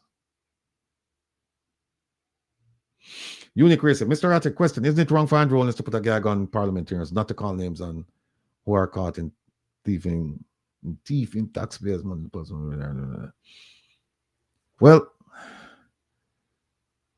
I think whatever gag order was issued, I think it was issued on not parliamentarians. I think it was on his cabinet members, I believe.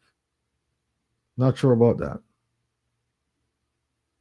I do recall him say, I do recall something to the effect that they weren't supposed to speak about certain things. It might have very well been the illicit 8, 10, whatever the number is, that they can't talk about it. But when you have a prime minister, let's say Unicre, let's say that we're not even talking about a particular subject. Let's just say in general, is it a good idea to have a prime minister telling people that they can't speak, they can't talk? It's not a good idea because look, there are laws against maligning people. So if somebody wants to come out and chat all kind of nonsense and defame people, then there's a process and there's a penalty.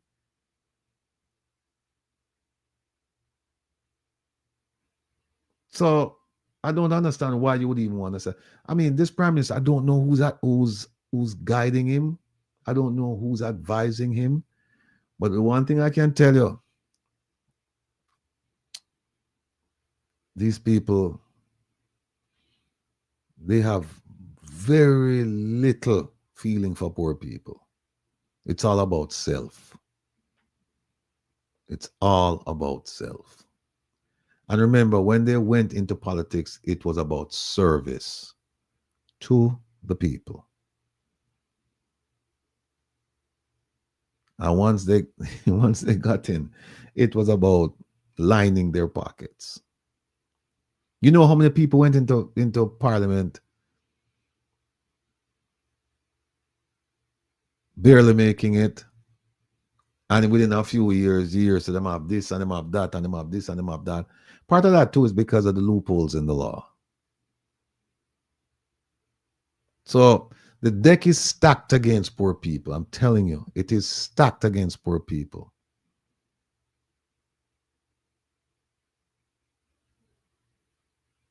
It's an uphill battle.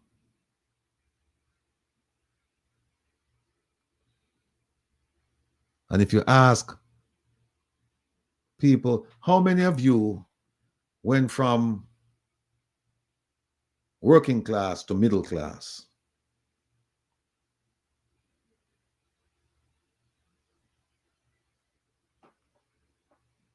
Few. Very few. So where's the prosperity? Yes, Roy Washington, you're right. Them said choose Jamaica.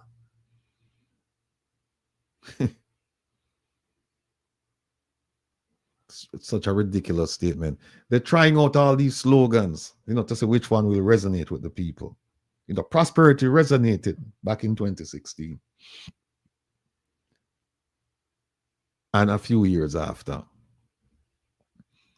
And then when people realized that the prosperity wasn't coming down to their level, then them come up with all kinds of slogans after that. But it's all about self. It's all about how can I enrich myself? How can I take care of my family?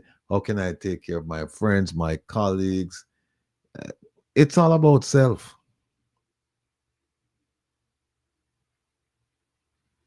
But you see, people,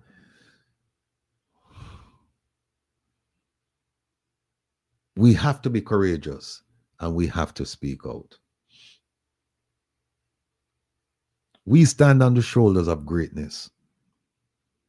Our ancestors, many of them died so that we could have a voice today. And not just in Jamaica, globally. If you think about the human family. But let's go to Jamaica. We have people like Paul Bogo, Nani, Kodjo, Taki, and others. Marcus Garvey. They weren't afraid to speak out and stand up. They weren't. But we have become a very docile nation. We care more about entertainment than education. Think about that. When I was growing up, a premium was placed on education. Poor people would have done anything to get them children in a school because they saw the light. They're poor, but they had the common sense that Mr. Vaz spoke about. And they said, listen, I didn't get the chance, so I'm going to create the chance for my child to go to school to become something and elevate themselves out of this depressed situation that we're in. Many of you, your parents did that. Many of you. My parents did that.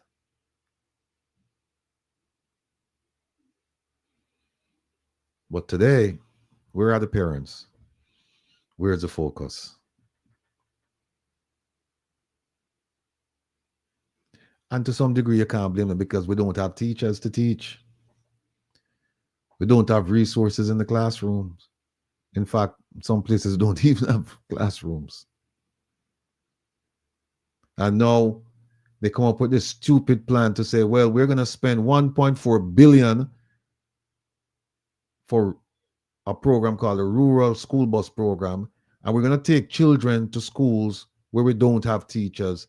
And when I say we don't have teachers, we have teachers, but you know what I'm talking about.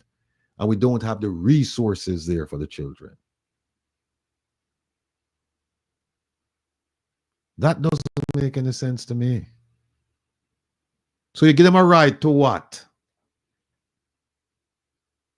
You give them a ride to what? And the same minister came out and said, well, you know, it's subsidized because I think he said 600 for the round trip. And so Miss Matty, if she have 4 kids or whatever, she'll decide which one she have to send or which 2 she have to send. No, you know, because we're subsidizing it, Miss Matty can send 4 or pick them. I think that's the number. We're going to play it this Saturday to be accurate. But I'm paraphrasing him. 4 are picking them. I say 600 for one. You know, it's too much. So we know we have to pay 100. When feel free realize is that Miss Matty now have no money. Miss Matty, Miss Matty I go send 4 picnic go to school and pay $400 a day. How? Him say what him look out for Miss Matty. Well, you know him for look out for? Him for look out for Miss Ratty. Fear picnic. I go hold him accountable. So that Miss Matty picnic them can get an education.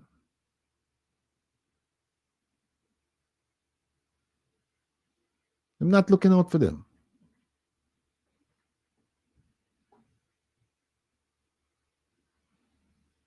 Not looking out for them.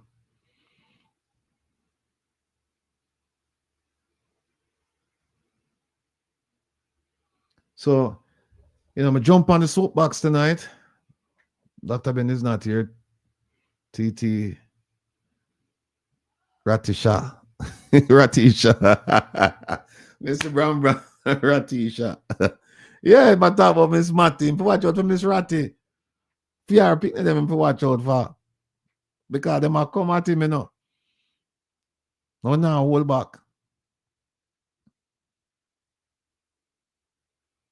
But he present himself as the savior for the country people and country picking them. Because he's coming out and he's going to do it. And the man is so, you know, him complain, him tell people about them disingenuous because of this and because of that. Look, those who live in a glass house, nothing fling stone. Because he started telling you about 2011, saying that they had ordered something like 200 and something buses, and they were supposed to get 60 something out of the lot, and that they lost the election, and that the PNP took it over, and they canceled the contract. He didn't tell you that JUTC was 3 or 4 billion dollars in the red. He never tell you that. Them couldn't afford it. And then him come back and tell about the 2015 thing. And then him come and say, well then, boy, no, it's 2025. And him I got, you know, school, when school open, him I give a bus after bus after bus after bus after bus. You know, him never tell her no. Him never tell her that the JLP stopped the PNP program that they started in 2015. Remember 2015? And they lost the election in early 2016. Him never tell you that. Them stopped the program. And then they come up with a pilot in 2017. And that Ruel Reid, Dean Roy Bernard, Grace McLean, they put out this pilot, 200 million Jamaican dollars in 2017. And nobody knew anything about that program there. I've been looking through the budget to see if there was allocation and blah, blah, blah. Can't find anything. But 200 million gone. And that was the first phase, because they said that Wil Reed said we're coming up with a second phase. Him don't tell you about that. No, that's being disingenuous. If you're going to talk truth, talk the full truth, the whole truth, and nothing but the truth. Don't leave out anything. Don't leave out anything. But, folks, I tell you, we sleep, eat, and dream this. And I fervently pray every day for the Jamaican people. I pray for all of you. I also pray for me, that God will continue to give me health, strength, guidance, protection, and all the blessings necessary for me to carry on this work.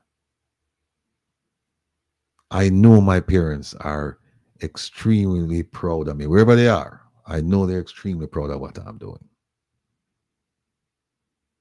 Because this is truly about giving back. This is truly about fighting for what you believe in. I don't get paid to do this. I don't. In fact, my producers, they argue with me and complain because the program is not even monetized. And slowly but surely, they're, you know, every week we have the discussion because they say, look, you need equipment, you need this. You know, I bought a piece of equipment today and I bought it out of my pocket. And they said, look, monetize it, and even when you need something for another piece of equipment or something breakdown or this or that, you can use it. And I refused. I said, no. I mean, know what he probably vexed with me now. If Jonah listens, should vex with me too. President vex with me. Everybody vex with me because we have had these meetings and them say, listen, you know, let me tell you something. We even have money from YouTube that's sitting in somewhere, and we haven't accessed it. We haven't, simply because there's something that I have to do, and I just delay.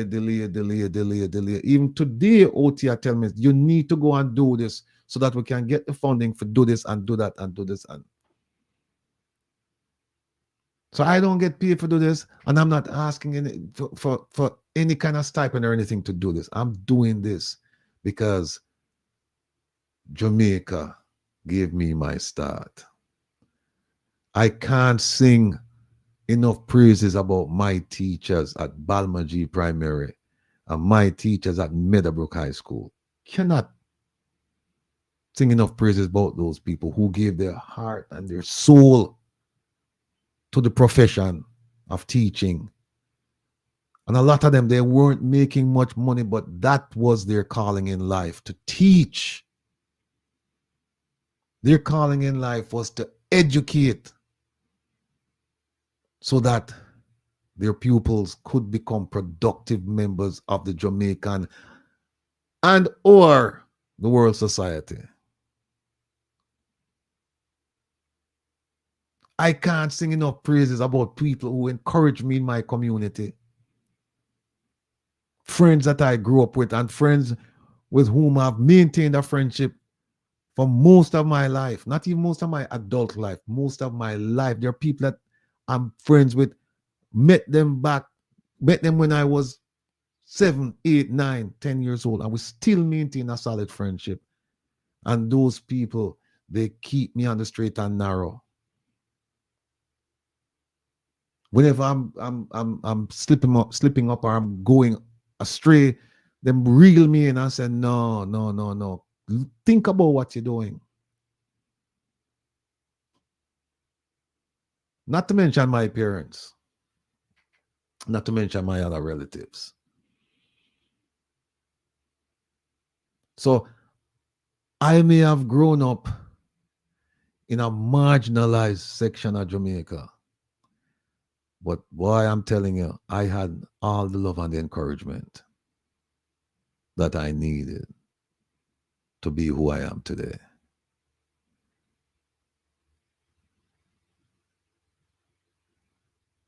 And so I feel that it is my obligation to help those who are not fortunate, to help those who are struggling, to help those who need a helping hand. I know who that is. Most of Jamaica. Most of Jamaica. To help you to understand that this, you don't get it just for wear hat.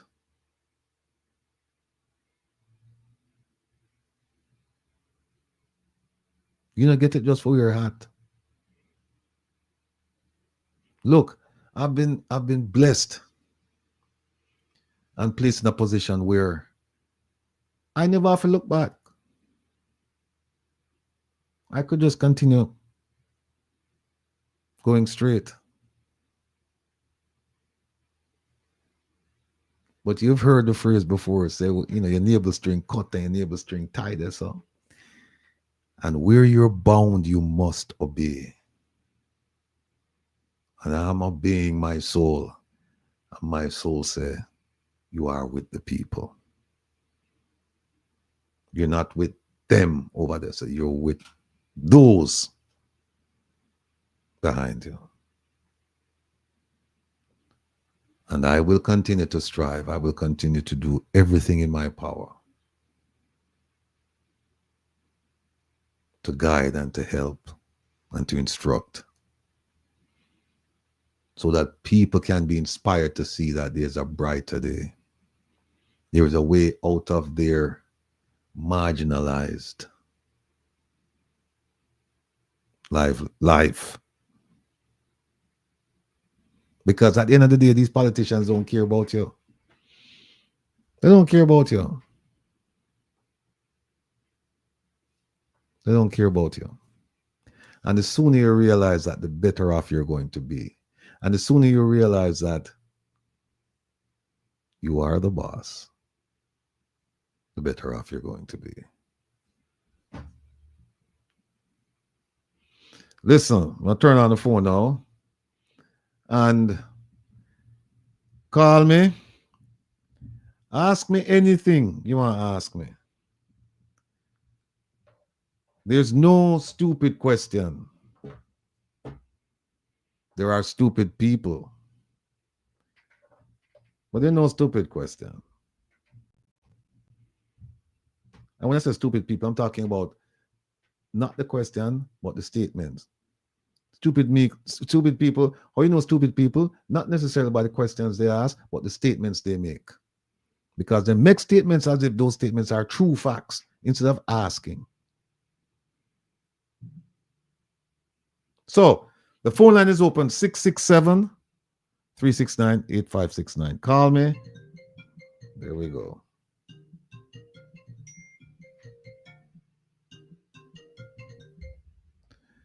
Caller, good night. Welcome to Come Reason with Rattigan. Where are you calling from? Philadelphia, Mr. Rattigan. Miss Philly, how are you? Welcome to the program. I'm okay so far. Talk to me. Good evening to everyone in the chat. Mr. Rattigan. Yes, ma'am. Before I go to my two main things, let me just say this. When you look at the Prime Minister, the gag order 70 years, that time generation and generation die. That's a critical thing, you know, Mr. Rattigan. I was there talking, you know, and listening to you. No, let me stop you right there. That's not the gag order. That is for the release of information. Oh, yes, yes. He's saying some information should not be released until generations. Yes, you're correct. Yes. But Mr. Rattigan, if you don't have anything to hide, why it must take so long, 70 years? We know why. Because you have something to hide. If you wouldn't be doing that. And that proves that you are not honest. Right? Okay. When you look at how many breaches the Prime Minister has done, he and his cabinet. When you think about NEPA, when you think about the building code, Oh, he has violated that in his buildings that he's setting up. But we don't hear anything more about that, Mr. Rattigan, because that was to be torn down, right? Yeah, so we don't hear anything more about that. When you look at that, nobody else could have done that without the municipal getting at you. And you have a lot of money to pay or they take it down. So why must the Prime Minister think then he's above the law and that he must do all of these things and get away with wearing the common, excuse me, a man Jamaican, a citizen? You can't do that. You have to live within the ambits of the law. So I don't understand this Prime Minister that he thinks he must get away.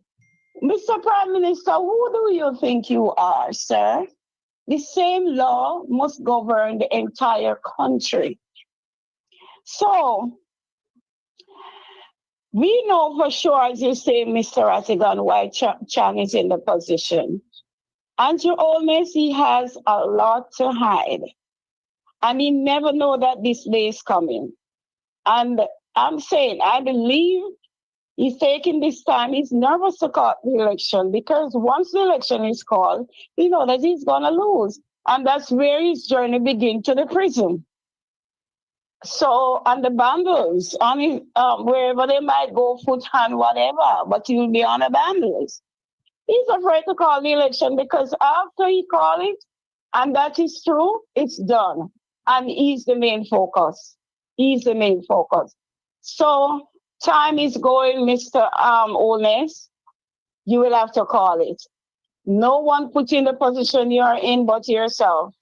You are the leader. You are the Prime Minister. You should think critical. The company you keep tells you who you are. And that is why you're in what you're in right now. Okay, sir? Please, just call the election and let Jamaica be free. Deliver the people from your bondage that you want to hold them under. Anyway, that said, Mr. Rattigan. All right, Ms. Phillip, thank you so No, much. I'm not done yet. Oh, wait, sorry. I'll stay long.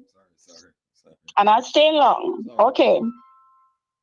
When it come on to selling the beaches, Mr. Rattigan, another entities in Jamaica and divesting, the government is collecting huge amounts of money in millions of dollars. Now, where does all this money go? When you realize that pensioners are being owed, teachers can't get a proper increase in salary, civil servants are not paid. Even up until now, the policemen, I don't think they have gotten their overtime money as yet. Now, so much things to happen and to be monies to be taken care of, to pay all of these, do all that is required for Jamaica and the Jamaican people. So where does all of this money go? I know you might tell me that it goes in the consolidator fund, but who's sure that it really goes there? We're not sure. So, Mr. Rattigan, what I believe to must happen, Marky G wins. When he wins, they have to take money out of the politicians' hand. They have to. Craven to a puppy. And it's not everybody can be trusted with money. And this is where we see right now what is going on. They enriching themselves, not taking care of their constituency or whatsoever they are to take care of within the country. So a system must be set up wherein when things must be done, for example, road must be fixed and other things, that somebody set over that money who has to be accountable or some other means. I don't know how Marky G would work that out. But take the money out of the politicians' hand. Because when money are allotted to them, they do whatever they want to. Look, most of the money is unaccounted for. They can't say what they have done with the money. And that's another way to chop, to steal the money. Because there's no accountability. Andrew wasn't paying attention. He was doing what he has to do. They're doing what they have to do. And they know that he has been pilfering. So he can't talk to me. I have it over him because he's the same like me. They got to take the money out of the politicians' hand. But we're not sure if it goes where it's supposed to go. It has done what it is supposed to do. All right? Last one now. Okay. I don't know. You will tell me more on this as I reason with you right now. Okay. Is it constitutional right for the policemen to be beating people when they accosted them or to arrest them or whatever? Because it's happening too frequently now. It's prevalent now. They are doing this to elders who could be their father, their parents, their aunt. Who say they are to beat them, poof, lick them down, thump them down, kick them down, and all of that? I don't believe in that, Mr. Rattigan, and I am not sure. And I don't think either. It's in no constitution. That can't be the constitution to be behaving like that and harassing people and beat them. But if they learn and be trained how to de-escalate, I do agree that some people, when they're to be arrested, they get real hostile and, and so on, and the behavior. But there must be a way to de-escalate. If they approach the people the right way, say the right thing, and do the right thing, I think it will work. And this is time the Jamaica Constabulary Force look into these matters. You can't be throwing lick on people because they will hit you back, and then that give the reason now to escalate whatsoever is happening right there with the situation. Then next thing you shoot the person and kill the person because you've got a gun. It's happening too much now, Mr. Rattigan. And also, they must be trained to deal with the mentally challenged. If someone is mentally challenged and they are trained, they'll be able to detect that. Because if they're behaving indifferently, then they will know what to do and how to do it. And then I'm wondering why Jamaican police do not have the stun gun or whatever. You know what I mean? To America use it here. You know what I'm talking about? Yeah. Something like that, I mean, it's just not right. I've seen it over and over, just throwing lick, boxing people and all of that. It's not to be. The JSF is too hostile too. The behavior is nasty. The person in charge, the commissioner, he needs to look critically at that situation. Yeah. And I'm finished, Mr. Rattigan. You can see what is here. I'm gonna listen to you. All right. Thank you so much. Thank you so much. Okay. Much appreciated. Look, Miss Philly talked about less than lethal ways to deal with some of these situations. How you can de-escalate. She talked about, or she made inferences to the tasers and the collapsible batons and the other forms of less than lethal methods to deal with some of these situations. She also talked about human rights violations in light of the Constitution. And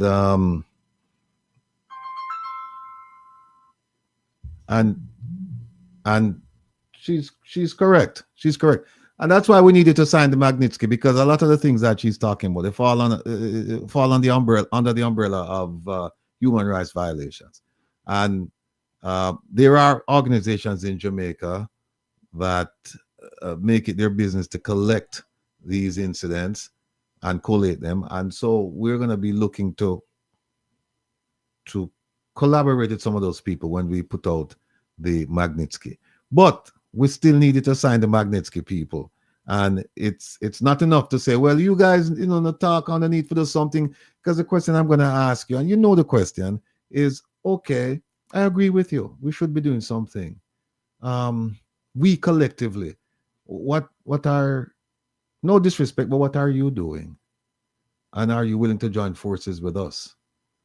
And what is your skill set so that we can properly place you where you can become a productive member of the team? That's my argument to the people who say that we're not doing much. Now, going back to the election, I spoke to an insider, a gentleman who has the Prime Minister's ear. He has the Prime Minister's phone number, them talk. And he called me and he said, listen, last year we had a conversation and he said, yeah, JLP, I go take it. And I said, I don't care who take it, you know. I just want to make sure so the people benefit, you know. But I said, based on what I'm seeing, I have a pretty good idea who shouldn't take it, you know. Who shouldn't take it based on everything I'm seeing from 2016. And this person called me up recently crying, saying that, boy, they sat down, they had a meeting and they sat down with some professionals and they're saying that they did an assessment of the 63 seats. And they said of the 63 seats, they can only find 26. He said they need 32. And he said, as of right now, we can only say 26. And if we win 26, we lose the election. And I asked him a simple question. I said to him, do you think you deserve to win the election? Based on everything that is going on, everything that you and I talk about, do you think that your party should win the election? This is an insider. And the man told me, no. And I said to him, so that's why you only can find 26. Because you an insider, you as him call die-hard labor right. And you are telling me that you can only find 26 and you don't deserve to win. So what you want from me? What you want from me? Yeah, some people in the chat saying 26 might be too much, 26 might be an overstatement. But that I'm just relating to you what he said to me, that they have identified 26 that they will win, but you need 32. So they're gonna lose. So, and then in the thing, OT put up something about a person who said that they went back and they found a primary school teacher and they took care of the person until, I'm telling you, I wish I could do more for my teachers. I could do something for my teachers. Most of my teachers, they've passed on. And every time I talk to a schoolmate or a classmate, whether it's Balmaji or Meadowbrook, and you hear about a teacher that taught us who died, I stop and I start having flashbacks, memories about my experience with that teacher. And whether good or bad, it was always productive enough, because I tell you, we used to get some wicked caning when we there at Meadowbrook. But truth be told, me deserve it. They deserve the caning, Yeah, truth be told. And even through all of that, you could see where they still had our interest at heart. Our meaning the students at heart. All of us. And so it's a blessing to have been in that position. It's a blessing in retrospect now, because at the time, sometimes you don't really see it. But it's a blessing to have gone through that situation with people who deep down, you know that them love you and them care about you and them want the best for you. And even if it means a little bit of discomfort because of a caning or something or some punishment, you know that them people, they had the interest at heart. They weren't doing it for the money only. Of course, you want to be paid. But they weren't doing it just for that only. They were doing it because they looked at us as a community of young people who at some point in time would take over the reins of power and lead Jamaica to a brighter future. And I look back at some of those teachers with very, very fond memories. There's one teacher, Mr. Robin Grant. He used to teach me Bible knowledge and history at Meadowbrook. And that man drove all the way from Meadowbrook, come all the way on a Waterhouse, come talk to my father. And he also helped to pay for my exams. People like that you will never forget. They've left an indelible mark. So how could you not want to give back? How could you not want to have to give back? You are compelled to do this. If you have a conscience, you're compelled to do this. Hold on 1 second, folks. Hold on 1 second. I'll get to that color from.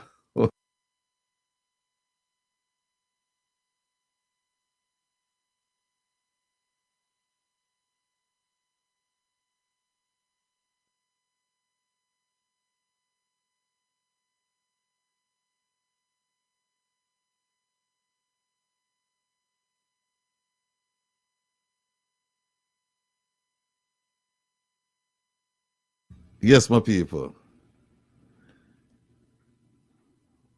And the thing is, you know, people know. Them know, you know. Them know. Them come up with all kinds of things and them chat all kind of nonsense and stuff like that. But believe me, people, they know, you know, the quiet. In the quiet, they know that what I'm saying is true. They know. And so they come out and them say all kind of things, but man, I don't make that bother me. Just no problem. Caller, good night. Welcome to Come Reasons, Rattigan. Where are you calling from? Roddy, calling from West Palm Beach, Roddy. Yes, sir. Go ahead, my brother. Yes, welcome. My brother. I just want to pay homage to you and the other people in your stratosphere who are using your platform to enlighten the Jamaican people, to create a different social atmosphere and a different political atmosphere within our small country. Mm-hmm. One of the things, I want to move the needle of your conversation a little bit forward a bit. Sure. Because I've been listening to everyone, and you know, and I've gotten a sense and an impression that there's some false expectation being set of the PNP and Mark Golding, and unreasonable expectations, because one thing I know based on our history, and if you go all the way back to Hugh Shearer, and you go all the way back to Siaga, and all of these JLP government that has been in transition in and out, one thing that we're guaranteed is that despite the fact that we have a constitutional budget, the cupboards will be empty. That is a guaranteed. Based on our history of our country, it's always been the fact. So when we have expectations, we have to be measured on, you know, and let's say Mark Golding is going to win and the PNP is going to take governance of the country. But despite the fact that we have a constitutional budget for 2024-2025, there's no guarantee that the funds will be there to run the country based on history and based on the behavior of the current government, because we know that they're all fingersmith. And I am not even apologizing when I'm saying that. That's a fact. So we have to be careful when we speak of what PNP is going to do, what they're going to do, and what they're going to change, because everything that we do within governance takes money. And if that funds is not there to govern the country, then they have to institute programs and to generate funds. One of the other expectations that is being set is that Mark Golding can't prosecute nobody. He has to appoint a DPP to do the prosecution and a minister to be able to execute the governance and the legal process. It has to go through a legal process. So let's not say Mark Golding is going to prosecute and lock up. And that's not the way it works. You know, so we're setting some unreasonable expectations.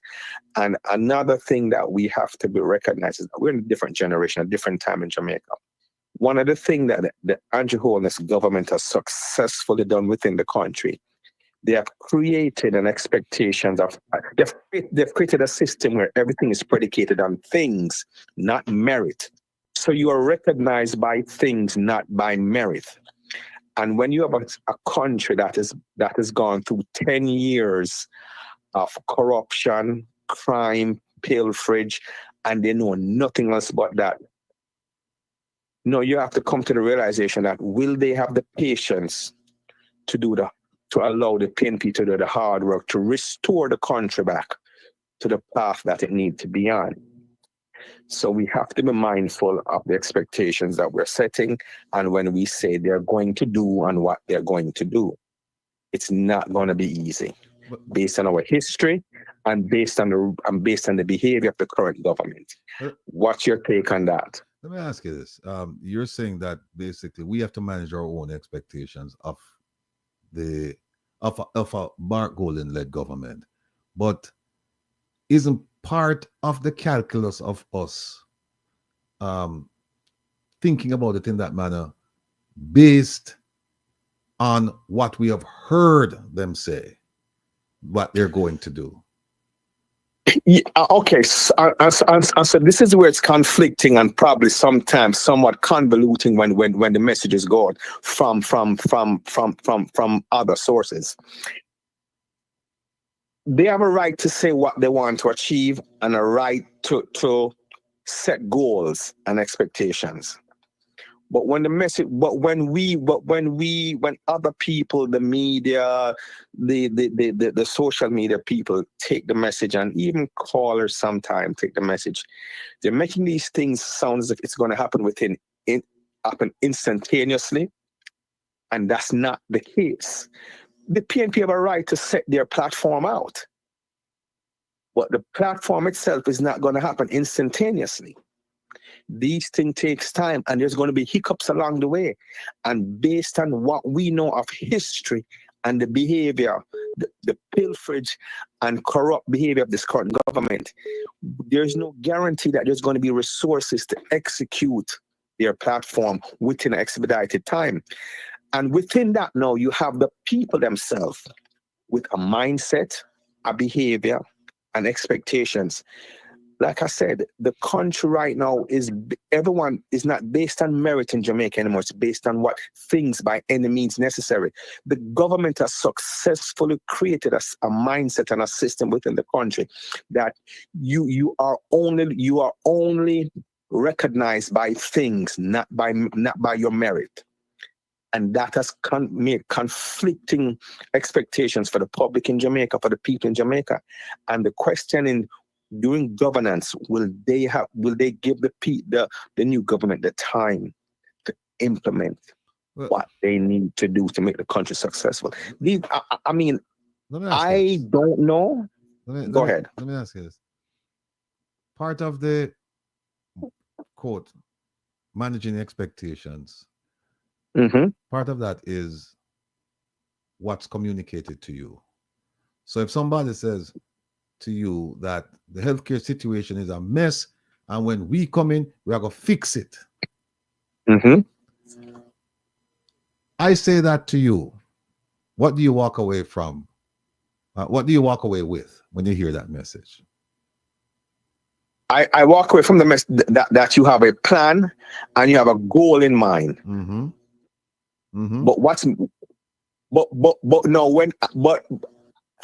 And that's a reasonable message. That's a reasonable way of communicating. But it leaves the void now for me now to go out and say, PNP, as soon as them come, they're going to fix healthcare. No, which is hold not on. the case. Hold on a second. Hold on. Now you're going to a point that I've been trying to drive home now for a long time. And that is, the political parties will give you a manifesto and they will say, here is our plan. This is what we plan to do. And when they say here's our plan, for the most part, it's here's our plan for the next 5 years. It is not here's our plan for the next 20 years. It's for the next election period. I am saying that what people should do, people should be issuing a so-called manifesto to the politicians and say, here's what we want. Here's what, and they should do it by communities, by the 63 constituencies. Each constituency should say, okay, let's look at the incumbent, the man who are run things now, and let's look at the man who want to replace the woman or the man who are run things, and say, okay, to both of you, Here's what we want, and here's when we want it. Tell us. Yeah, but rather, but that would take a political revolution in Jamaica to have that kind of dialogue. But here's the thing: you have to start someplace, brethren. The journey of 1,000 miles starts with what? A single step. Start with the first step. You have to start someplace. If the idea is, well, then why?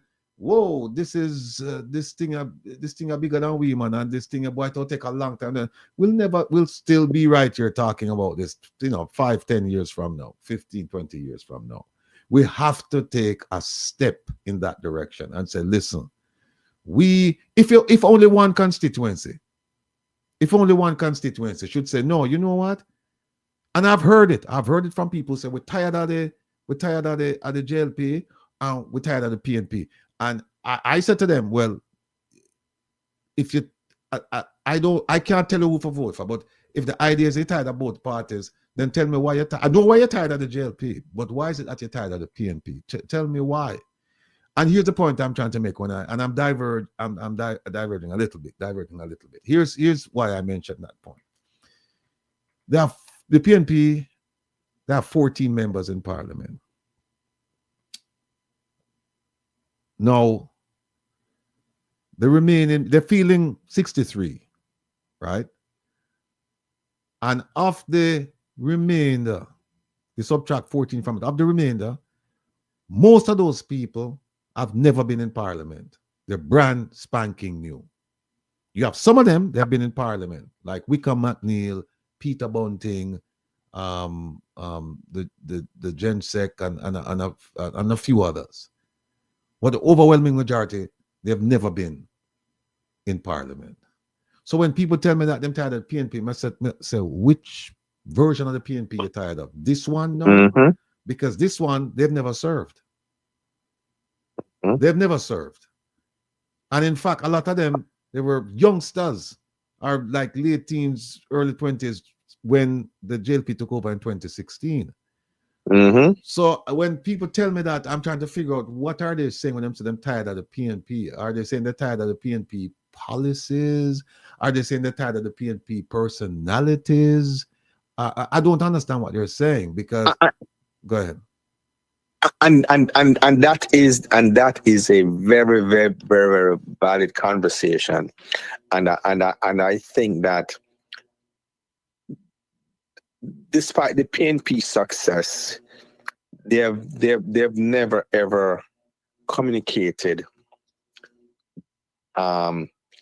this part of their organization to the public, that and stress young, new, energized people, new ideas, new faces, with a fresh look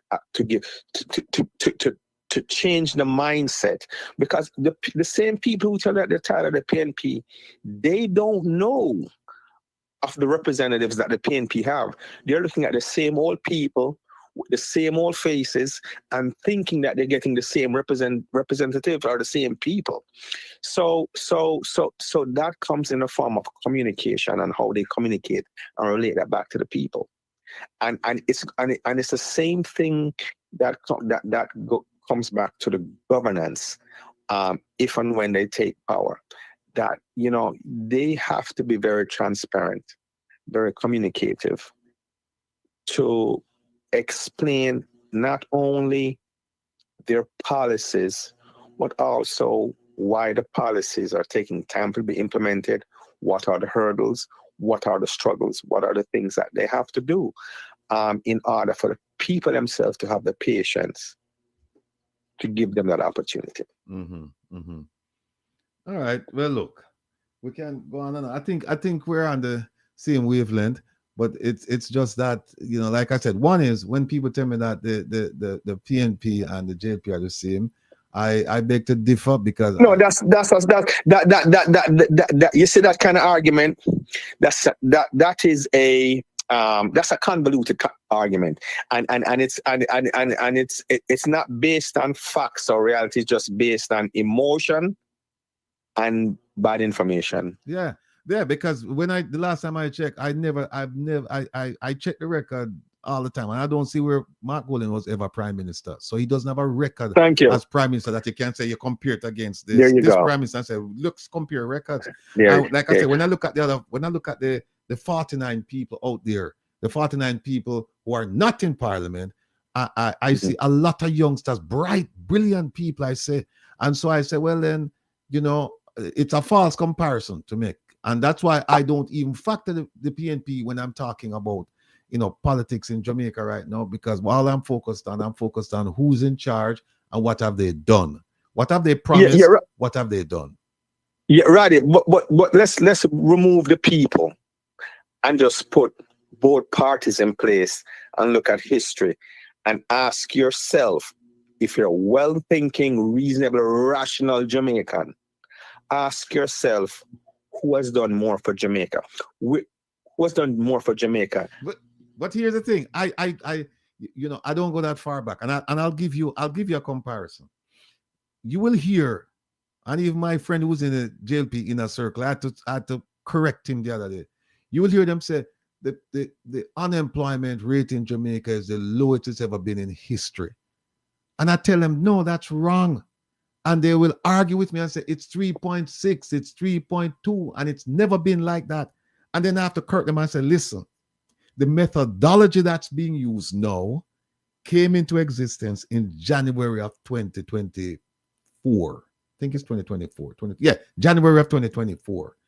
And starting, they're on record as saying you cannot make a comparison between the unemployment rate from January going forward to anything that existed prior to January. You know why? Because the methodology is different. It doesn't allow itself for any comparison.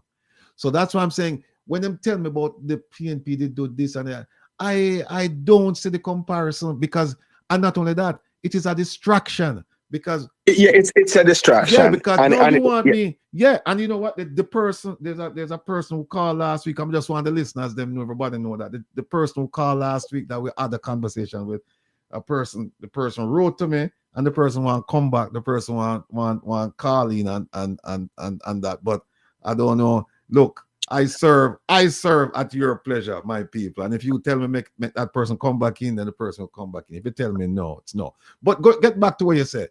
It's an unfair comparison. It's an unfair comparison. It's a comparison that I don't need to make. All I need to do is look and say, okay, you have held the reins of power from 2016 till now, and you promised me this and that. Okay, show me what you've done. I can provide you with a number of ATI requests I've submitted asking about this same thing, saying you promised me that, but when is it? But I don't see it. Did you do it? And I can show you the responses where they've come back and said, no, we never do it. We didn't do it. You're right, but even within the numbers itself, even though the numbers are overblown and convoluted, let's ask yourself this question: if you have 100 people working, right? 100, say you have 100 people working, and out of the 100 people, 8 out of the 100 people, if you have 100 people working, Roddy, and only 8 of the 100 people that you have working can't find bus fare, can't find food, can't pay rent, can't pay water, can't maintain themselves and can't maintain them family. How do you measure that in terms of employment? Well, here's how you measure it. They say that if they're not looking for employment, or if they stop looking for employment, they're not unemployed. Well, I say that's bullshit. Well, there you go. So those people are not a part of society. They're not counted in the statistical count of the amount of people in the country. Well, there you go. Because what happened is prior to January 2024, they used to say if you're unemployed, whether you're looking for a job or not, they would count you in the unemployed. You have to be counted. Yeah. But no, they say that if you're unemployed and you're not actively looking for a job, you are not considered unemployed. And you see that's the convolution, and that's the argument to justify their numbers, and to and these are the kind of things that enlighten that highlights corruption, because you got to be dumb, deaf, and stupid to even have that conversation. You cannot have about employment have a conversation saying the people who now look for job, me now count them. That does not make sense. In no society in the world would that apply. Okay? So that's a non-start argument, Roddy. So and I know the labor rights use these conversations to justify themselves all the time.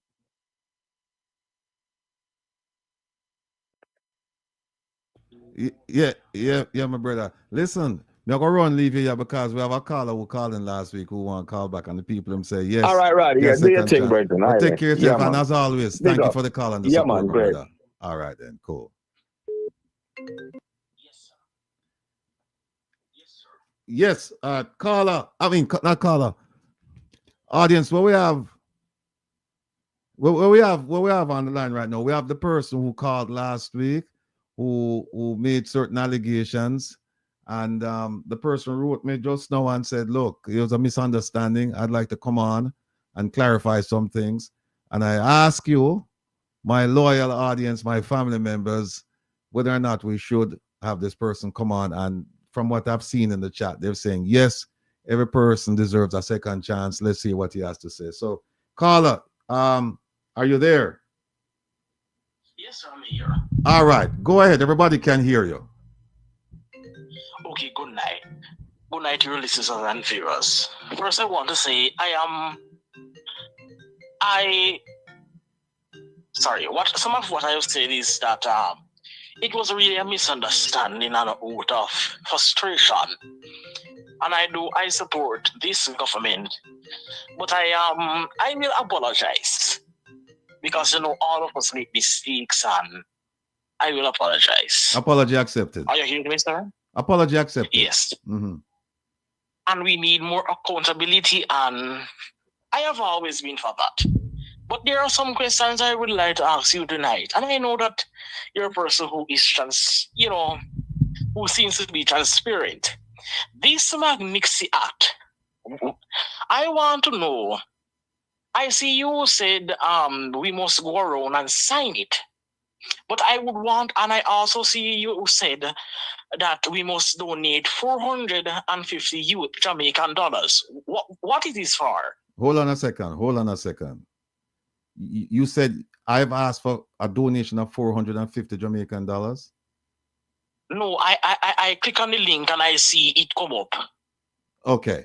Now, how often do you watch the program? I watch it sometimes. Well, no, here's what I need you to commit to watching it all the time, because here's what I've said. I've said, do not donate to the site. You don't need to pay any money to register your vote. We've said that time and time and time and time again. Because sir, let me cut in. No, I see that you don't have to pay to sign it. But what I'm saying is that I see the $450 come up. Sir. And I see some. Listen, I have never asked for donation to sign this. In fact, it's not on our platform, The petition is not on our platform, and we have told people, do not make a donation in order to sign. We said you should just go on and sign. And in fact, I hope you tune in not this Sunday, but the following Sunday, because we're going to go to the Magnitsky and we will give a complete history of the Magnitsky so that people can fully comprehend what it is all about. Its purpose. What it is all about. Exactly. Yes. So we're going to do that. So I hope you tell your friends and your family members and the party members you support. I hope you tell them to join us, because we're going to walk through it step by step by step by step. And we're going to take you to the website and show you how you can register your vote without making a donation. We don't want people to donate in order to sign, sir. Okay. That is cleared up. That is cleared up. But I want to ask a next question again. All right, we can only take another question because time is at a premium and I have people calling. So go ahead with the second question, please. All right, let me say something before I done. I realize that the ODLF, One Jamaican Legal Defense Foundation, is all about the support of the Magnitsky and those things. And, you know, it is good that the government is in check. But what I want to ask is that I realize that an issue has been disturbed. And I'm going to ask you this, and I'm going to want you to answer me. I realize that I won't say that you are biased, but there's something that I don't hear you talk about that fluently. The member of parliament in the People's National Party, Wil Rattigan, he is not active as a member of parliament. And from my investigations, it looks like Damien Crawford is getting this part money. Because he put out a video. No, go ahead. He put out a video. He put out a video that on his recommendations, Newton Amos is telling lie. I know people in that constituency. And I will tell you something. He is not going to parliament, and I don't hear you speak about it. All right. But I think it must be spoken about. We have to balance it. All right. No, you have confirmed to me that you don't watch the program on a regular basis. Because I have spoken about that gentleman. That's a gentleman, I think, of a Lamborghini or some high-powered car. I've spoken about him. I have spoken about him and said that. No. I heard it spoke about him one time. No, it wasn't one time, sir. It wasn't one time. I've spoken about that gentleman and said that how can he represent the people when he's not even showing up to represent the people? I have discussed that gentleman and his voting record or his attendance record in Parliament. I have. Yes. But that was a good while ago, you know, but I saw you doing it. I saw you actually went through a whole series of it. But what I'm saying is that we need honesty in this country. And I don't know what the Prime Minister is up to. And he sees that Damien Crawford is wrong. Because he cannot be getting this part money. Who elected him here there? He is now acting as a member of parliament. Because he put out a video that Newton Amos, the Jamaican Labour Party candidate, said in lie on him. He said in lie that there's no work. I know for a fact that every single councillor in that constituency is a PMP, but he does not work as a member of parliament and is active. So we must do an investigation. Carla, hold on 1 second, please. Yeah, go ahead. Yeah, but here's the thing. You're asking me, I don't know much about Damien Crawford getting path money and saying something about Mr. Amos. I don't know about that. This is serious. But hold on a second. I am not diverting. I am not diverting from you not to. No, hold on a second. I'll be very honest with you in telling you that I have my shortcomings too. I don't know everything. And this is one thing I have no knowledge about. I do have knowledge about the yes, and I want to investigate it. No. Hold on a second. Hold on a second. You started out by asking me about the MP who's absent, right? And then you made some accusations, and I had to correct you and tell you that I've spoken about that gentleman on several occasions, right?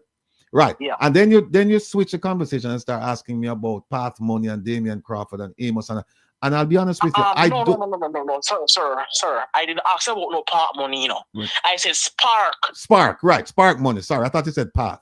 And so you asked me about funding then that Damien Crawford is receiving and this and that. I have no knowledge of that. And then you said to me, you want me to investigate that.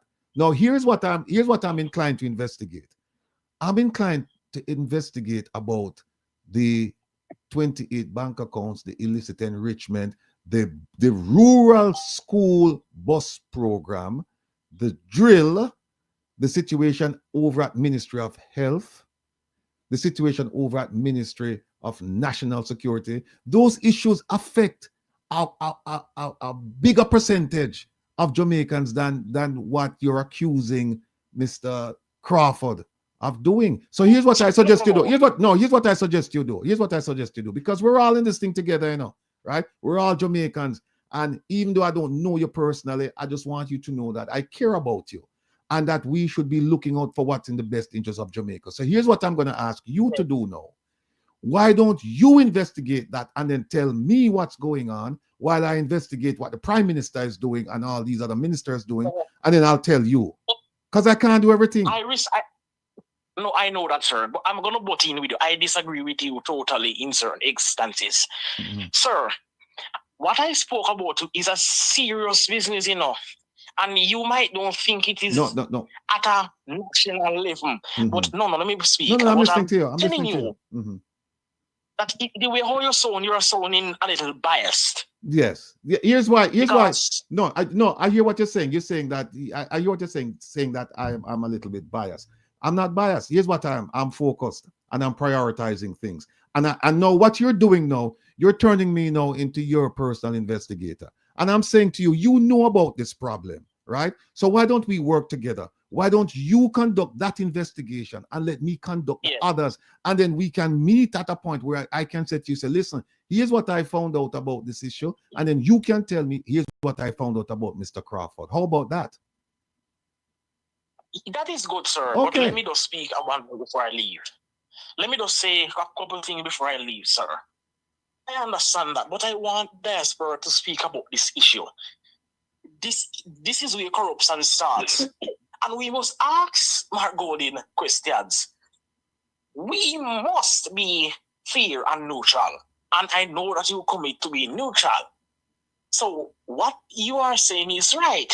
That I don't want you to be my, but I know you are more highly, you are more highly,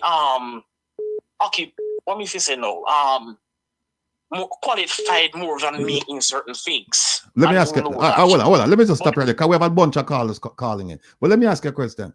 Are you in Jamaica? Yes, I'm in Jamaica. All right. And are you familiar with the situation with Damien Crawford? Yes, sir. Okay. But I am not in Jamaica. I'm not in Jamaica. I'm not familiar with it. I'm doing my level best to get familiar with a range of issues, but I can't be familiar with every single issue. And I'm saying to you, since you are there and you know about this issue, then why don't you conduct an investigation, right? And then you and I can talk about it later. No, yes, that is true. But all right, excuse me, sir. I want to say something before I go on serious. I hear Jeffrey Tavares and his program calling me an idiot and all kind of things. Right. But I am just telling my opinion. Right. But I believe that there is a little bias, and I'm going to be honest with that Jeffrey Tavares fellow. All right. Let me stop you right there. I'm going to speak to him about it. Hold on a second. Hold on. I have to stop you there. What's going on? No, hold on, caller. What is your name, by the way?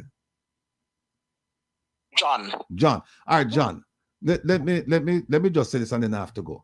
You see, if you're going to talk to Rattigan about reason with Rattigan or come reason with Rattigan, that's perfectly fine. But you see, if you're going to come and talk to me about somebody else, then what I would suggest is that you go and talk to that person. You find a way to reach and reason with that person. But I think it's unfair for you to bring up Jeffrey Tavares' name and have me make a comment about that when your issue is with him and not with me. I want you to talk to me about the issues that you have with me. So anyway, listen, I have to run now because I have people. John, I thank you for calling. Keep calling, keep supporting the program, all right? Yeah. All right. Let me say something before I go.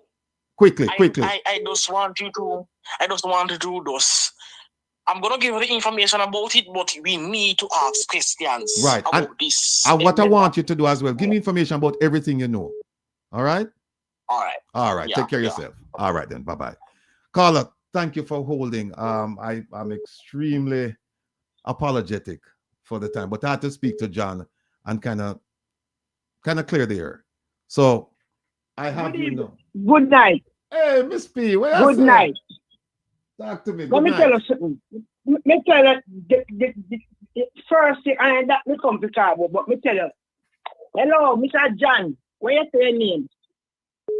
All the questions that we ask, go ask Andrew when it's about them. You understand? Let Damien alone. You, Graham, in a parliament and you know the way if you do, Mark Golding put in one side. There is no legislation. You must know if you have a legislation that you can get paid or whatever. We don't know about that. Mike Henry in a parliament, and we have pampas and I collect money. True. And I do not. Understand? So, me I beg you, now come back over here, straight, period. Come off a Jeffrey name. If you have a pick with Jeffrey, call Jeffrey program and pick with him, because Jeffrey will fix you. Jeffrey, no these things like Mr. Rattigan. We have time to waste with you. So, you are change your vibe and at this start and a go on. He's not who you say you are. You is a JLP political activist. Come on, fire. Right? We, the Jamaican, not we, because we not vote him. Vote for Andrew Wallace, give him 2 terms. And by right, if this country was running good, the 2020 election should have called over, can win by 21%. Okay. And in 21%. And the advantage we murder with. Them, he murder the youth them, he starve with, he do everything that is bad. And you come over here with your foolishness. Let me tell you something. No. We the Jamaican people, we fed up and do all his belly full.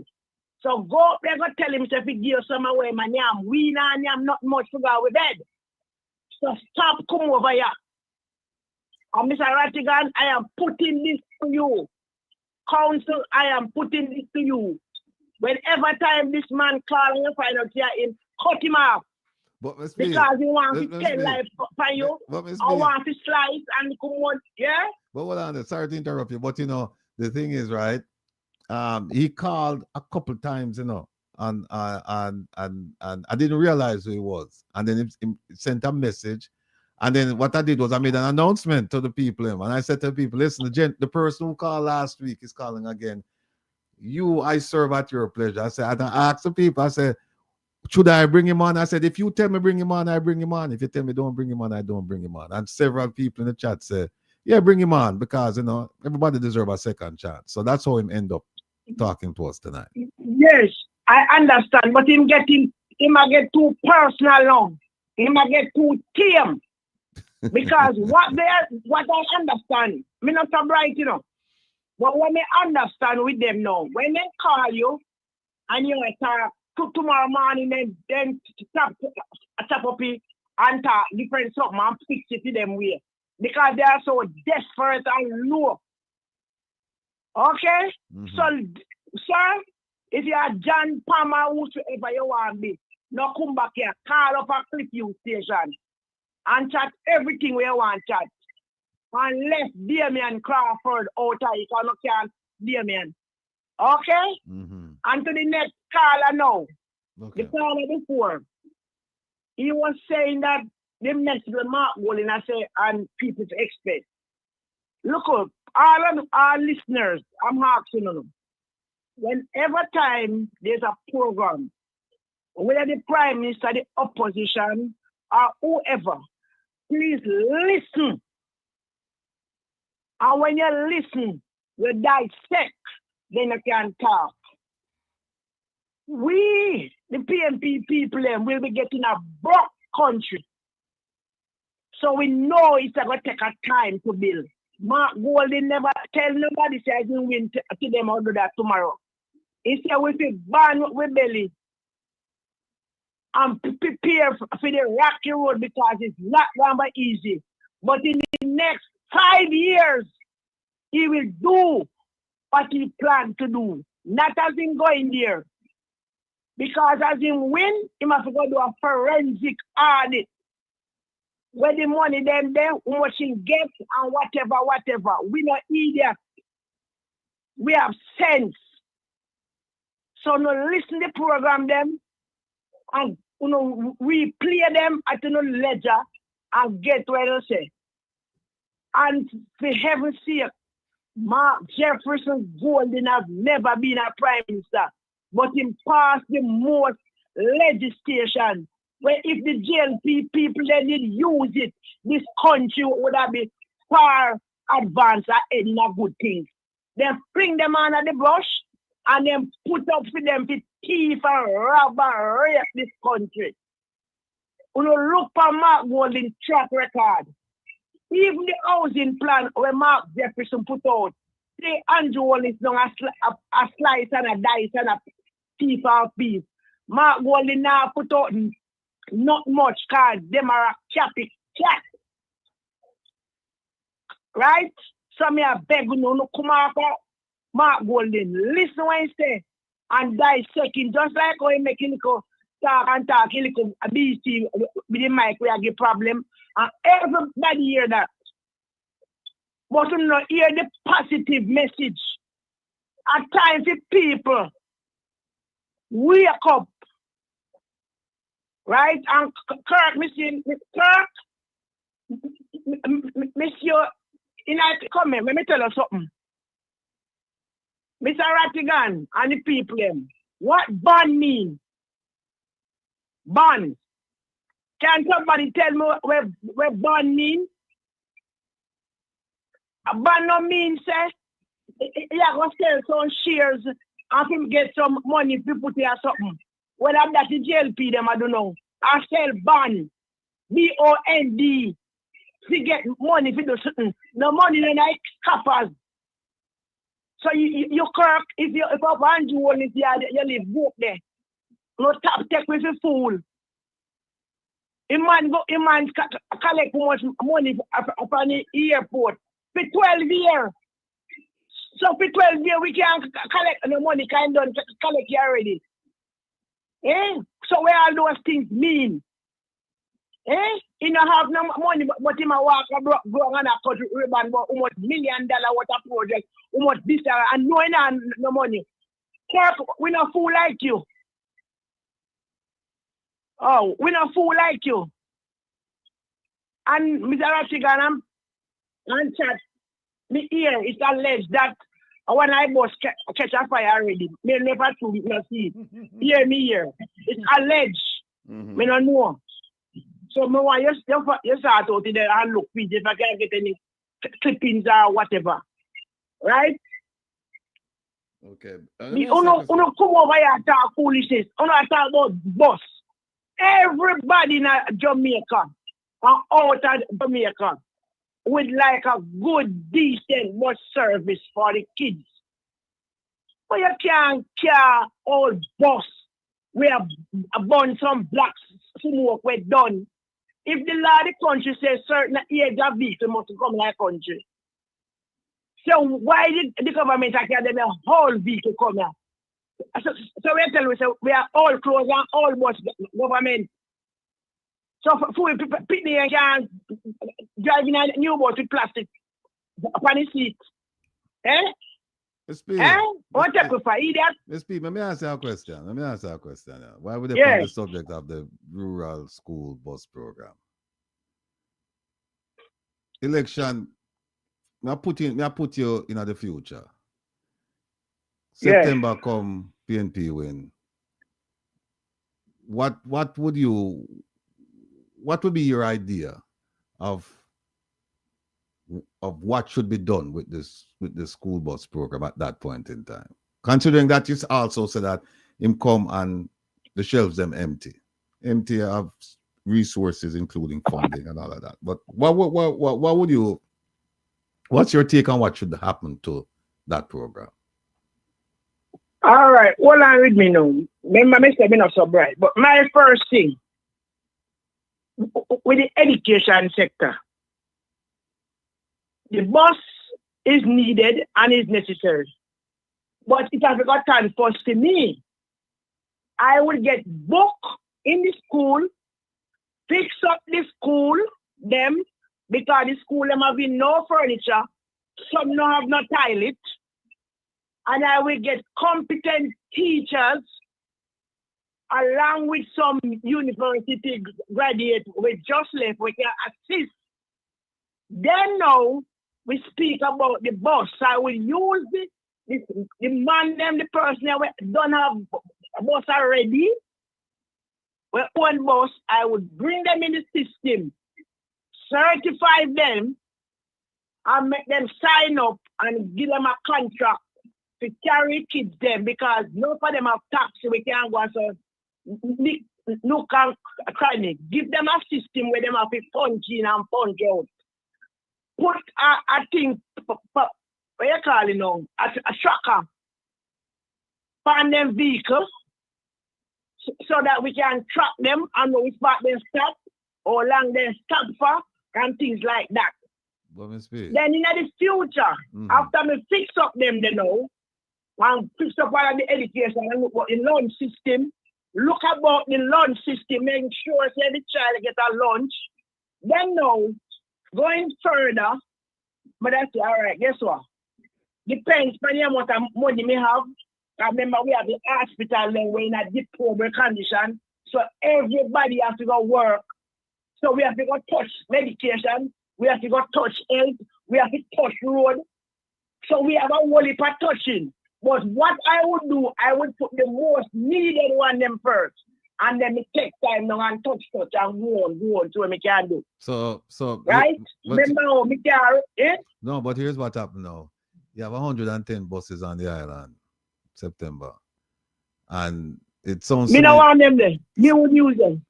So what will you do with them? Can we pay for them? So what will you do with them? The person who buy them would have to take them to himself and give me back my money. We don't going to live in at them. Miss P, let me tell you something. Let me tell you something right now. Let me tell you something. And take it from me, Rattigan. You are eminently qualified to be a leader in this country. I'm going to tell you already, so don't tell me about you now in education, because education can be formal, can be informal. What you have achieved, here Minister Vaz said, only few people in Jamaica have common sense. And him say, him one of them. Compared to you, him not one of them.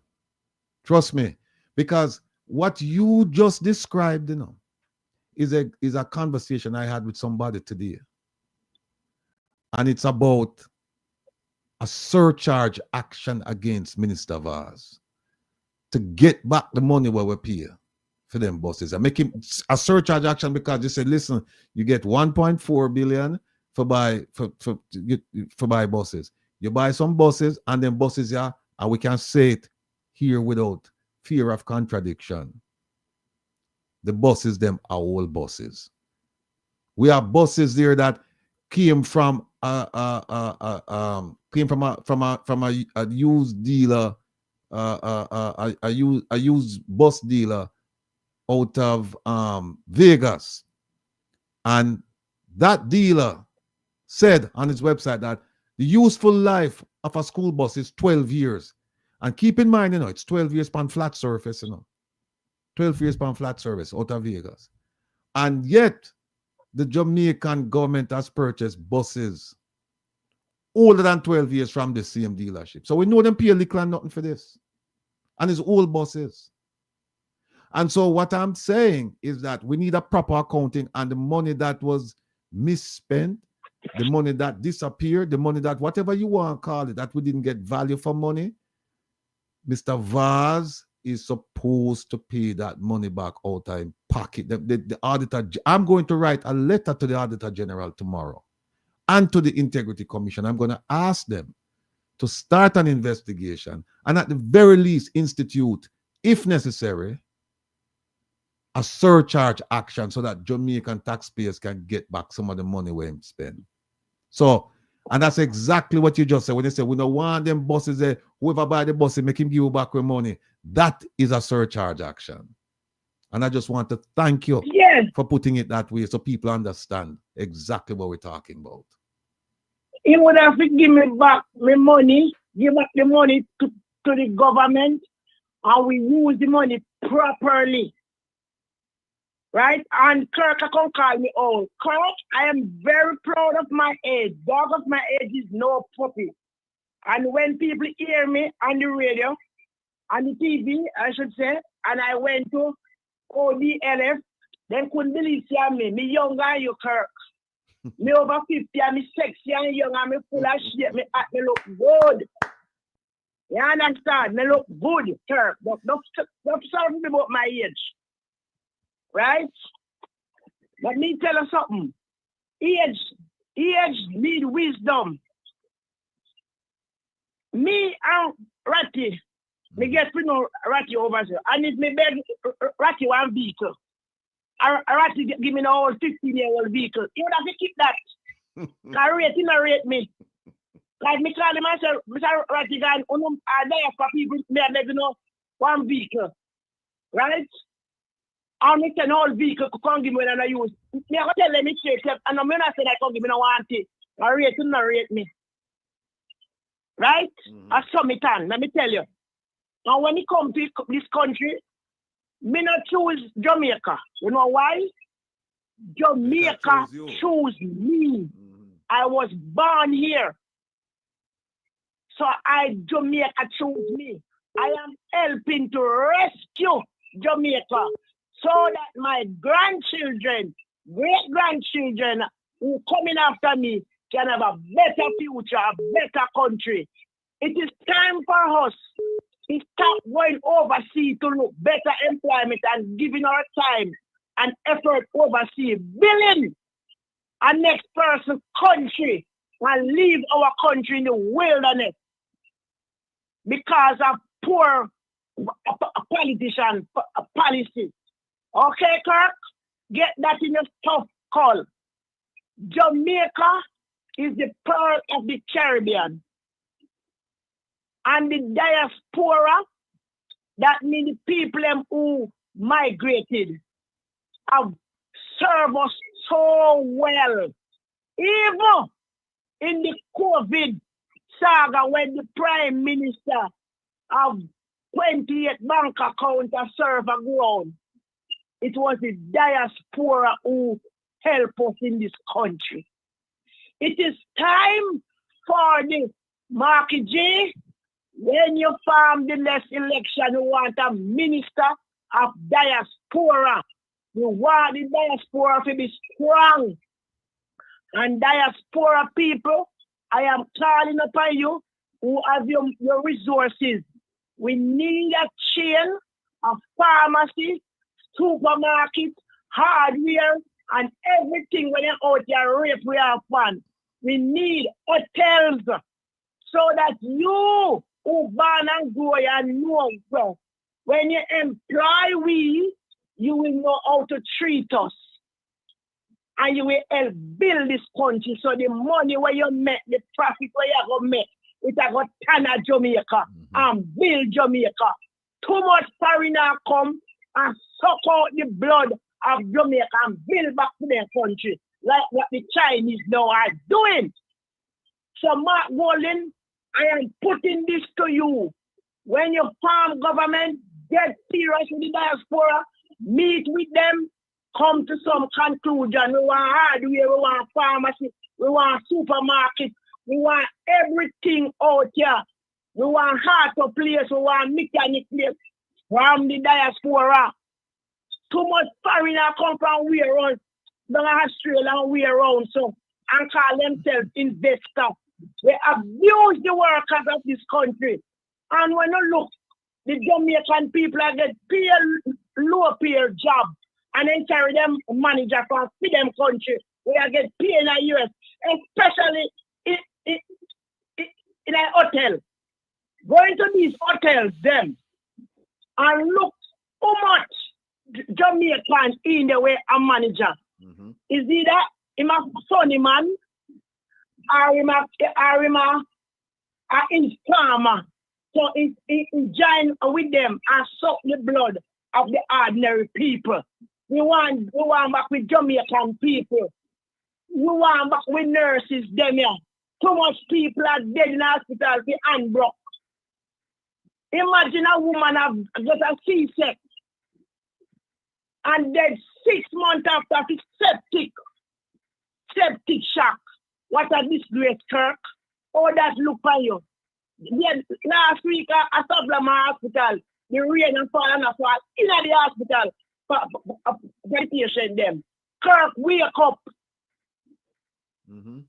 Right? Yeah, you're right. Wake up. We are suffering. People have to drive from right and left road. Right, left. Yeah, escape patrol. Come on, man. Come on now, man. And you know, Mr. Time come on. And you know, the thing about it is that, the shocking thing is some of the same people who would oppose the things you're saying, they must suffer, the same conditions that you mentioned, they must suffer through it, And it's like I'm convinced that some people you just cannot reach. You will never reach them. You can't reach everybody. And so the people who are sitting on the fence now, looking at the conditions, seeing what's going on, we're all witnesses to this. And so that's why we say we're asking you to join us, to become concerned members of the society, to become informed members, to become informed voters. Because even if you don't want to come out and say it openly, that day is fast approaching. Go ahead, please. I come out in I care not Paul Bogle, Eng, Sam Sharp, Eng, Stuart, who wait. So me I stand up to my right. Right? This country is going into a hole. And when you tell me, the other day me I come from work and I make this young man. Know him well, say my labor right. That night, me did me can't get vehicle to come here and I get frustrated, tired of work. Call me one side, me go. Guess what man I beg me? I beg me $200 to pay fare. And me said to him, say, honestly people, they have the money, but me not giving up, they are telling the truth. You are just strong labor right. You have a labor right councillor. You have a labor right MP. You have a labor right prime minister on a labor right ruling. And you can't find $200 to pay for it? Talk it to them.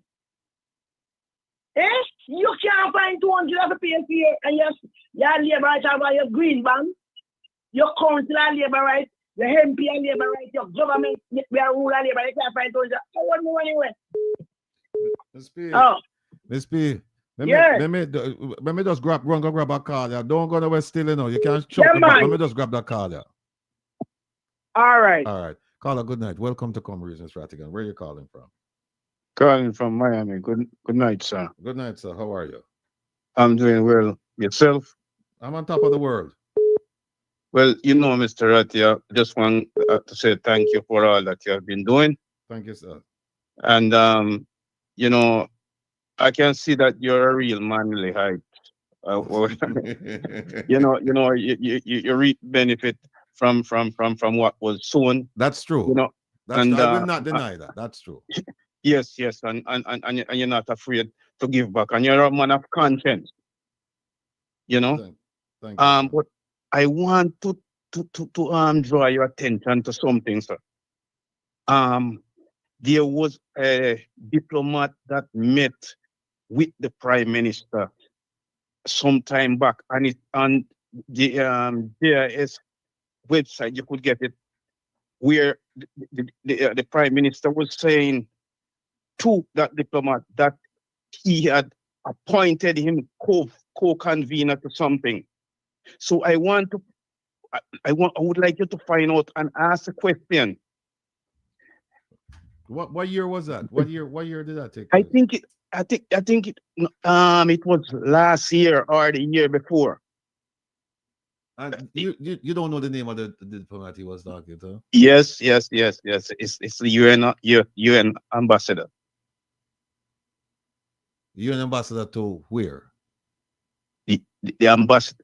I think his name is Antonio Gutierrez. Oh, okay, yeah.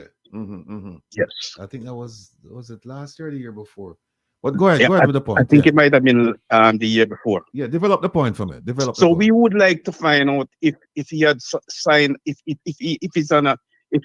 was a paid appointment or something, if he's getting paid for that, or what, if he have some other allegiance other than the Jamaican people. You're talking about the Prime Minister? Yes, definitely. You said make him co-convener or something, right? Yes. Well, don't forget that the Prime Minister is also a member of His Royal Highness Prince Charles II Privy Council, the advisory body. And I don't know what he's advising him about, because we have a Governor General who is King Charles's representative in Jamaica. So so I don't know. But anyway, I just want you to. I would just like you to dig up and listen to that the press conference. GIS? Yes. Okay. Thank you so much, sir. Have a great evening. Thank you very much. Thanks for the call. Thanks for the support. You're welcome, sir. Bye-bye. Yeah, people. Let me see.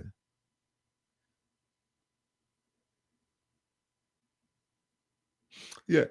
So, thanks, Missy. Missy threw it another thing that said Sunday at 2:00, tune in and we'll show you how to, we'll walk you through the ATI. By the way, I'll just have you know that the ATI group or unit, whatever they call themselves these days, they were, I think at one point they were over at Ministry of Education, and they moved them over to the office of the Prime Minister.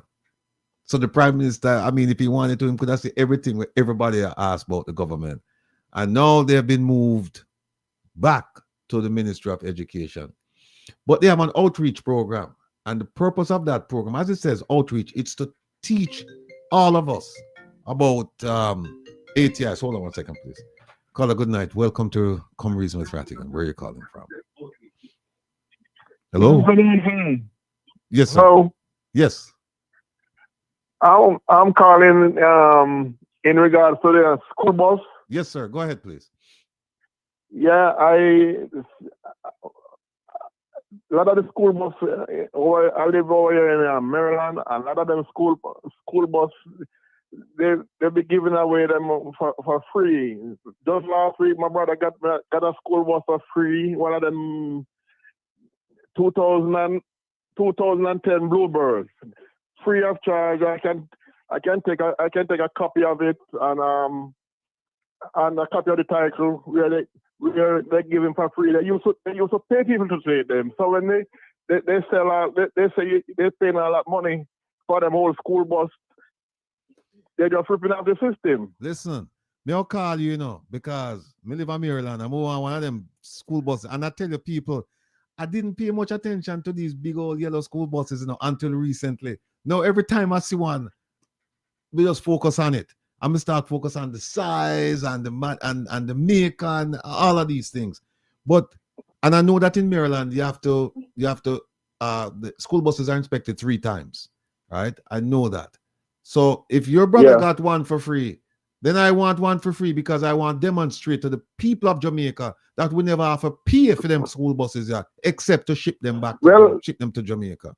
Well, I'll take a picture or a video of it tomorrow and text it to you and a copy of the title where they throw it and put it on his property for free. Well, listen, I am going to call you. The number, I'll call you tomorrow, because listen, I want to talk to your brother and find out where him get this one for free, because I want one and I go and park it up in front of my yard, and I go and take pictures of it every day and tell the Jamaican people. So I have a school bus at 2010 where them claims to them them supposed to spend $80,000 per bus, right? And the minister will come and tell us, say, well, them pay for trade and them pay for insurance, blah, blah, blah, blah. Well, we have one, them tell themselves, see me have one free.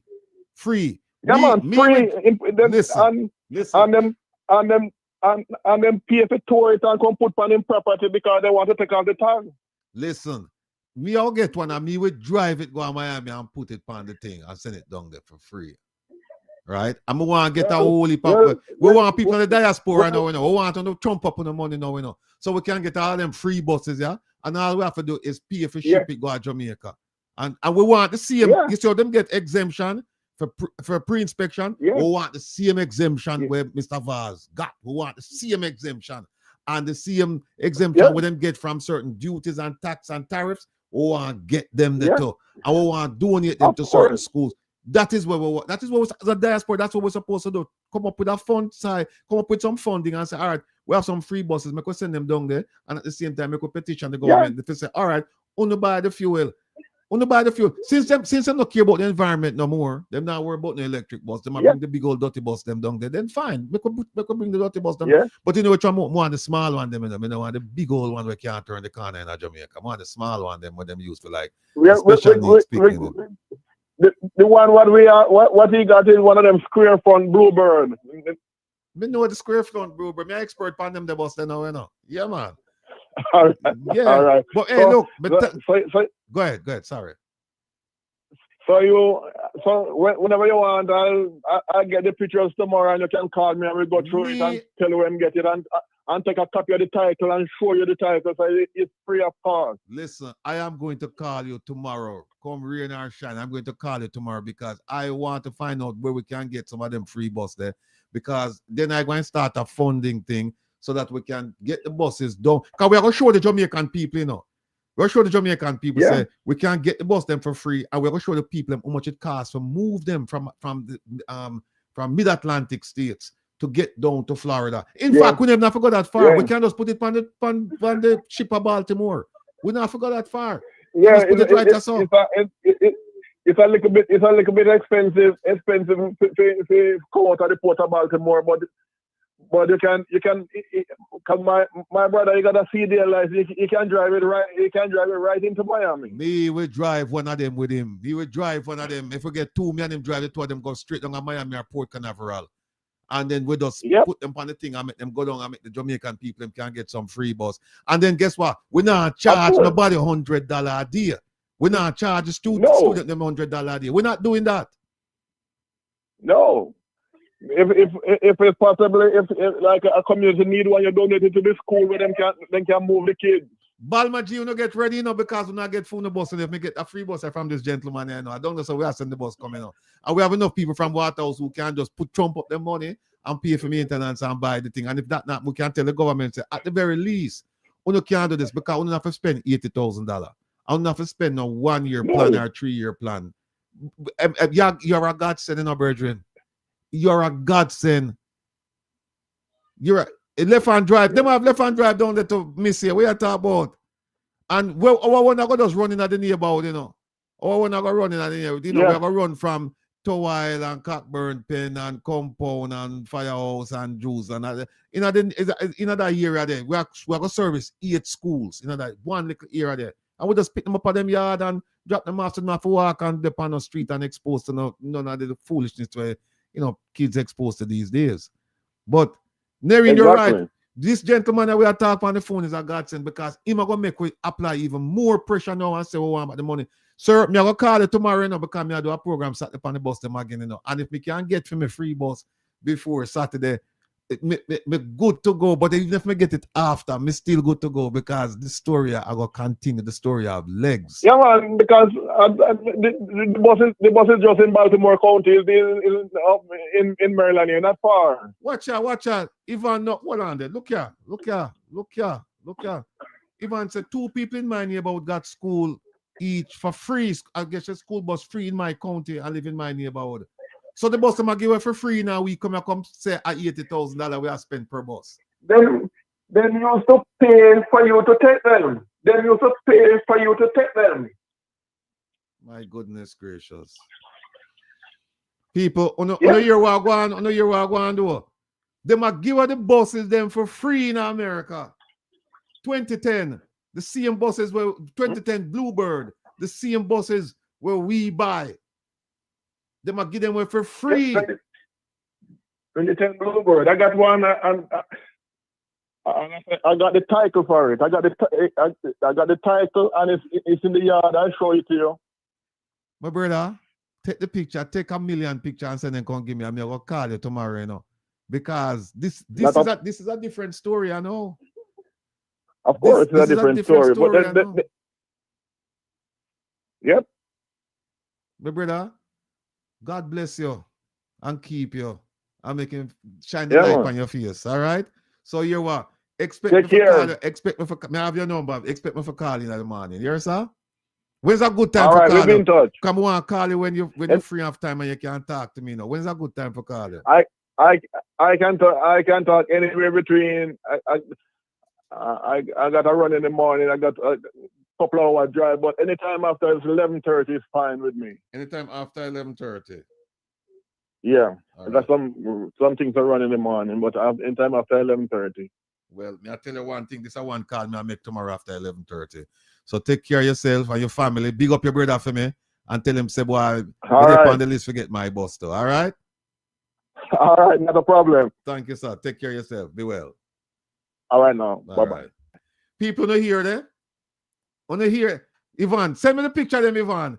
People on the hear them. The man said him brother get a 2010 Bluebird.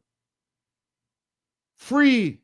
The county just want to get rid of the whole bus them and give him brother. And me I get one, you know. Me I get one. Me I get one. And me and this man and Ivan and the rest of we in the diaspora, we will collect as many free buses as we can. And we are going to come up with a fund side people. And we are going to carry the buses them down to Florida and ship them off of Florida.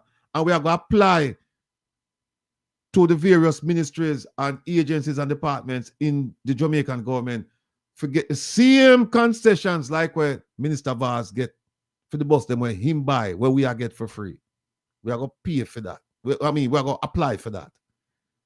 And then we get the bus them, we can donate the buses them. Like me know say the people in my Waterhouse and Towile, if them get a bus, they will chomp up them money and make sure so the buses maintain and can pick up them children at them yard gate and carry them go to school and bring them back, drop them off at them yard gate. So communities can get involved now.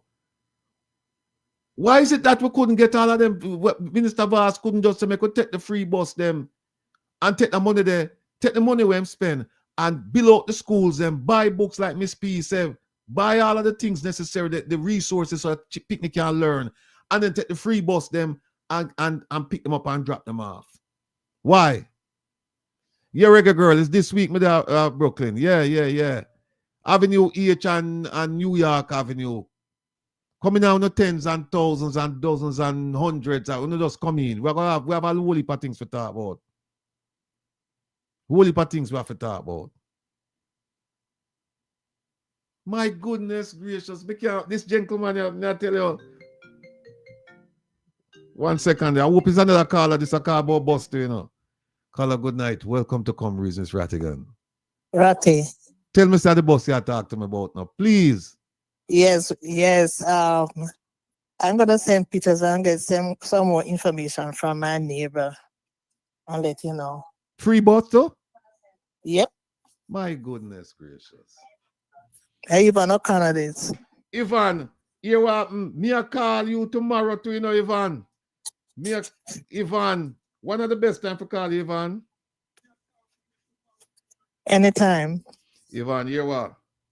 Me go call you. Me go give you enough time to get a good night, your beauty sleep, and get up and have your breakfast and your nice like spice. And then me go call you after me call this gentleman here. I mean, I'll call you before me call him. And okay. At the bus we are talking about, because Ivan, me cannot believe, say, the gentleman said him brother get a 2010 Bluebird. And when me look on the list of buses that them buy, there were several 2010 Bluebird buses. Several. Yeah, I've been watching and listening. My goodness. Listen, Freedom, you're right. Everybody in the US should call when I say them can't get the free bus them, and they could just assemble them and we just drive in a convoy, go straight down to Miami and put them on the boat and make them go to Jamaica, and make we just divvy them up in Jamaica and show them how you deal with people's resources and how you know to deal with it. Same, sir. Bye. Right. Ivan, take care of yourself. Expect my call tomorrow. Thank you very much. People, when you hear what I'm going, when you run, all of you in Jamaica, when you're supposed to rise up now, you know, and say, how is it that the bus them are given for free in America? And when you divide the number of buses in the money we get, it come up to almost $80,000. I hope it's the next call is about busing up. Hello, good night. Welcome to Come Reasons, Rattigan. Where are you calling from? Mr. Rattigan, let me just say this quickly to you. The buses have other uses, you know. that they could use in the school stream, in the school system. Hold on there. For instance, nurses station and all of that. Yeah. So how could they not think about that? They have several uses. Them could have turned them in a classroom too. Yeah, and classroom, yeah. Take out the seat and do and retrofit them, do all kind of things. Them say them are retrofit them. Them not retrofit them. Just like even the containers, how they modernize the containers and fix them up and use them back. Because many uses. Why didn't see that? Here's what Mr. I'm ask you. Rattigan. Miss Philly, here's what I'm going to ask you now. I'm going to ask you, because I know you're a doer, you know. But when you find out in a year's neck of the woods, how the buses them go when they reach a certain age and stage, if the school district will give them away, and if they won't give them away, if them going to sell them, how much them charge, how much them going sell them for. I want you to find that out for me, you know. I beg you, okay, I will have to get the school is on holiday now. The admin people, but I can call the school district and find out. Yeah. I'll call the school district and find out. All right, Miss Philly. All right. But Mr. Rattigan, you see when you say you're gonna write to, we say you're gonna write to about VAS. You're gonna write to the Auditor General and the Integrity Commission tomorrow and ask them to look into the school bus thing here. He's to take them whatever he wants to do with them, but he's to pay back that money. That's the he's to pay back. Action. Yeah. Surcharge. Yeah, that's a total waste. He didn't have to do it. All right. Thanks so much. All right. And I'll make sure I do that check for you. Thank you so much. All right. All right. Okay. All right. Well, on the lab school, call a good night. Welcome to Come Reasons Rattigan. Where are you calling from? Yeah, good night, Mr. Rattigan. I'm Miss P again. Hold on a second. Miss P, hold on a second. Lab school. Hold on there. Let me talk to my brother in lab school. I want to get him from the lab school. I'll call him back. Here, sir. All right, cool. Yeah. All right. I just something I want to say. I mean, I like you. Again, Missy Bram, I mean, number, I make she call me. All right, no problem. The gamba class. All right, no problem.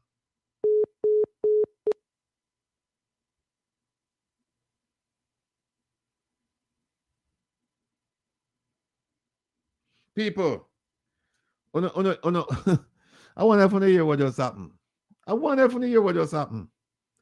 The bus them are given for free in America. At least in some districts, maybe not all across America, but in some districts. Because we hear from a gentleman who said, "Fee him brother get one, you know." And him have the title. And the man say, "Mo take the picture and show me." And say, Ivan say, "Our neighbor get two." And at 2 different states them live in now. So we are going to dig deeper into this, you know. Remember me telling you, we do part 1 and part 2 on the story there already, you know. And we have part 3 will come up this Saturday. And I sincerely believe there'll be a part 4 and a part 5 and a part 6. We're going to take this thing all the way through to the election because the people, they must know so them get gypped. And hear how it wicked now. Hear it wicked. Somebody said to me the other night, you know, that some PNP member must have mentioned that, you know, if a tube of toothpaste and the person who know who me attack, you know, the person I me tight. You a tube of toothpaste at 2016, you can buy a tube of toothpaste and now you buy like half a tube, or you buy a whole of bread and you buy a half a bread now. But them say inflation in it and all of that stuff. And okay, that's one thing. Here's another thing now. Because right so you buy from a wholesaler or a retailer. You're not buying from the government. The government put on them tax and tariffs and whatever, but you buy from a wholesaler. And they're in a business to make a profit. All right. But with the school bus now, them take your tax dollars. Go buy bus we are giving for free. And turn around and tell you, say, you have to pay for ride the bus. What could that go so? Think about that, people. Them take money out of your left pocket and then them take it out of your right pocket. Them left you stone broke. Them take away everything from you. Them ya are no Robin Hood. Them ya, they're robbing the hood. That's what them are do. Them are not Robin Hood. Them not take from the rich kid to the poor. Them are rob the hood. Them take your taxpayer dollars and then go buy bus where I give it for free in America. And so you have to question yourself, well, so where the money go? If the bus I give it for free, why you buy it? And even if the bus I sell, we know the bus not sell for $80,000. And even when you add up all of the other miscellaneous charges when talk about it, don't come up to that. And then them turn on and tell us you have to pay for ride the bus. Caller, good night. Welcome to Come Reasons Rattigan. Where are you calling from? Hi, good night. I'm calling from Florida. Florida. Okay, please tell me about some free buses. I don't know anything about any buses. All right. Go ahead. So I do have a question. Sure. Bothering me now that I'm listening to you even more. So I was listening to another program, and one of the upcoming MPs or MPs in waiting, from the PNP, of course, mentioned something about, Andrew will get him 3 years in a prison. And I'm like, 3 years?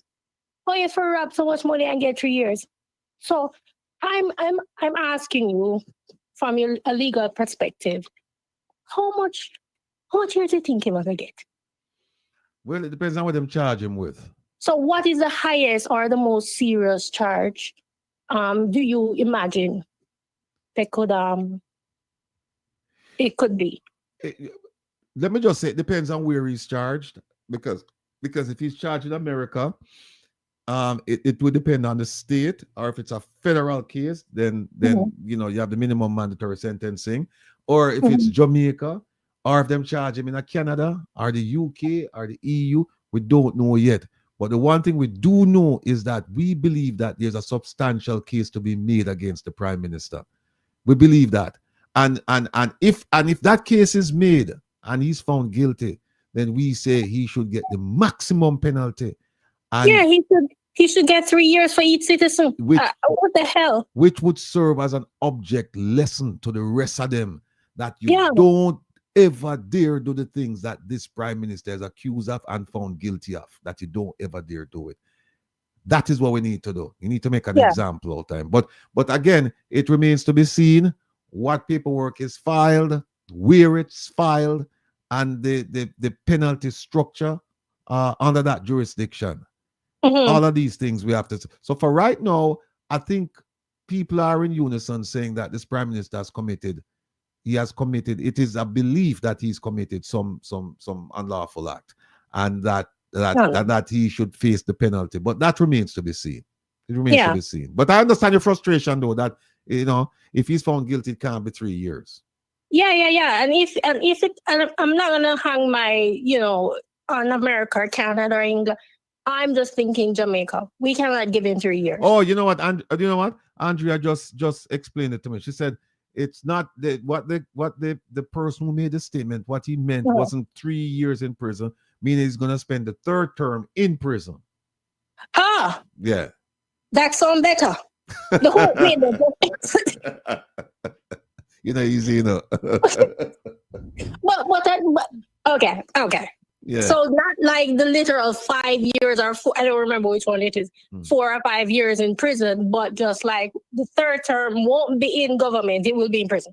Right. Just That's what the person meant. Yeah. I hope so, because no. There was a man that spent 50 years and never even do nothing. They didn't even charge him. Right. And he spent 50 years in a No. I'm familiar with the case. Now, here's what I'm gonna ask you.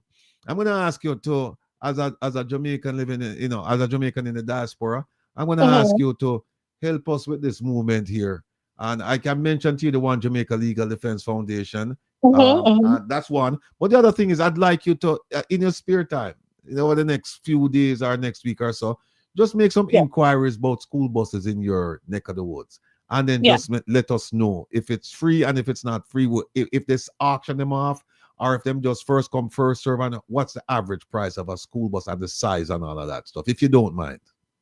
Yeah, I'll try, but honestly, it's such a busy time at work now. Well, then no. So it won't be in the next week or so. No. Do your thing. Do your thing. No, do it at your convenience. At Yeah. your convenience. Okay. All right? Yeah. Thank you Yeah. so much for your call. All right then. Take care now. Have Be a good well. one. Bye-bye. Bye, people. But me wake up now, you know. Me wake up now. Me wake up. That's gentleman, I don't know what I'm doing. Tell me, say, because now, guess what? Now, me I go start ask round up in my neck of the woods, you know. Me I go ask now about the school buses. See if me can get one from the school district where me live, you know. And believe me, me get it, me I'll park it out front and I'm going to get as many buses as me can, because we are going to drive them go down to Florida and we'll send them come to Jamaica. And we are going to show people, you know, what we actually going to do.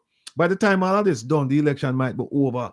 And if the polling is right, there's going to be a change. And if there's a change, we have show the Jamaican people where actually happened to them and make them know, say, the Magnitsky is the way to go. We can't make them people get way. We cannot make them get way. All right? Missy, you run me off. Missy, I tell me it's at 12:24 now, so I time for me to go on my bed.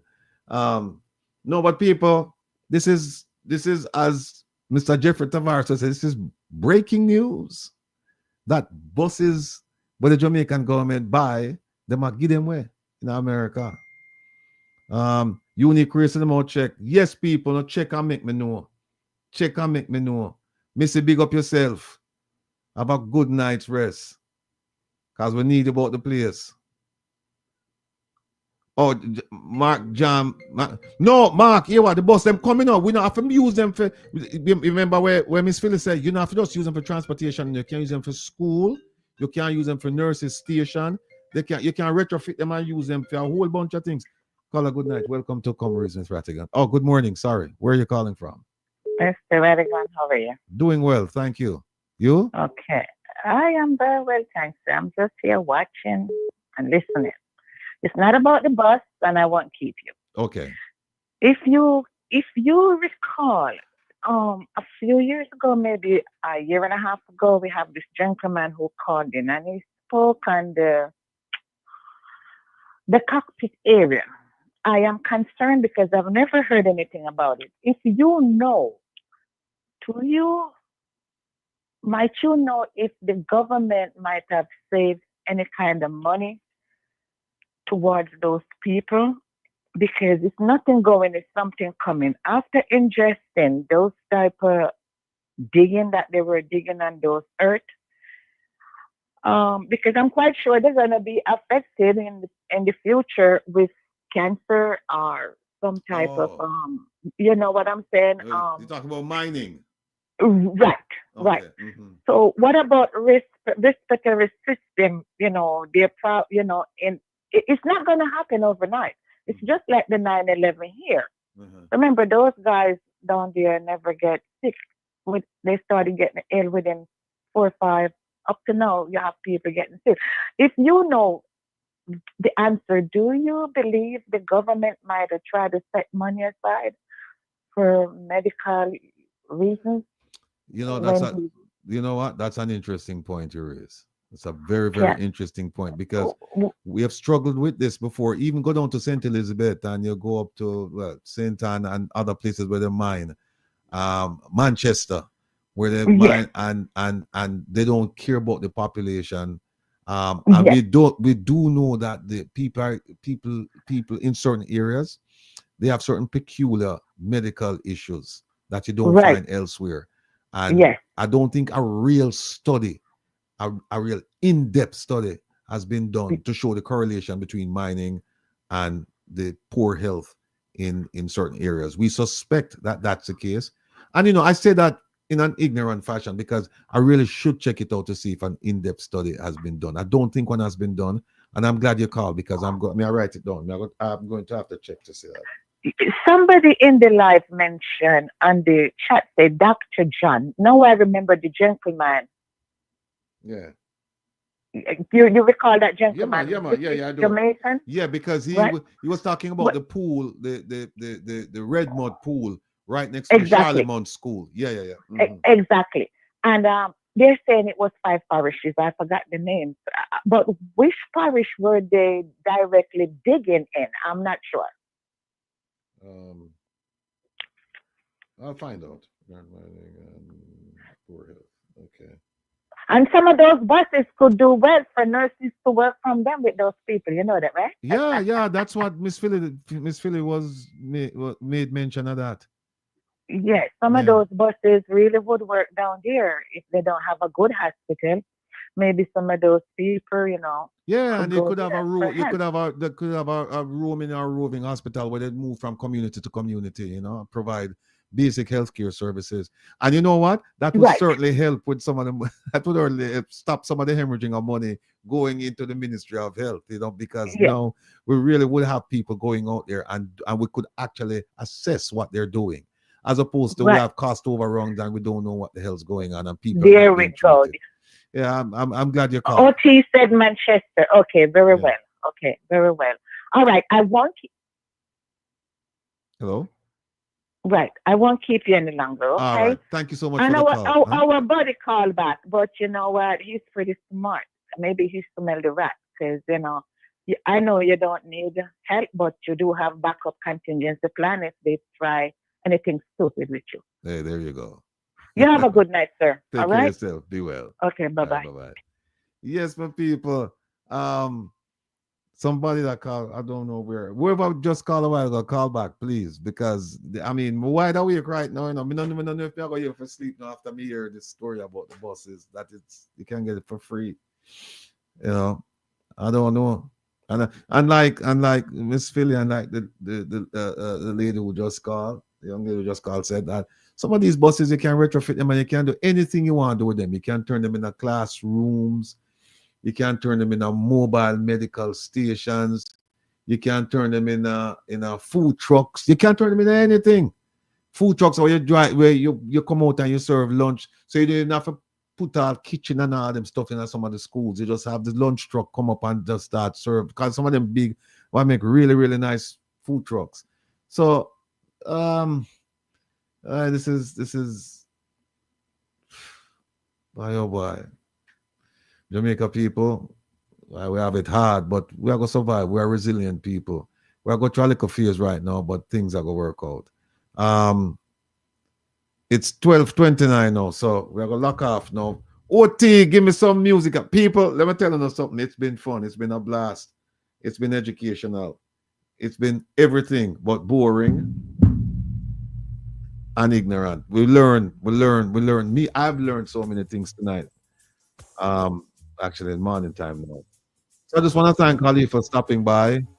Thank you for the support. Keep in mind that this Saturday we will be broadcasting from Avenue H and New York Avenue in Brooklyn, New York. And let me just say that, turn on the music a little bit, the OT, let me explain something to the people on that. Turn on the music a little bit.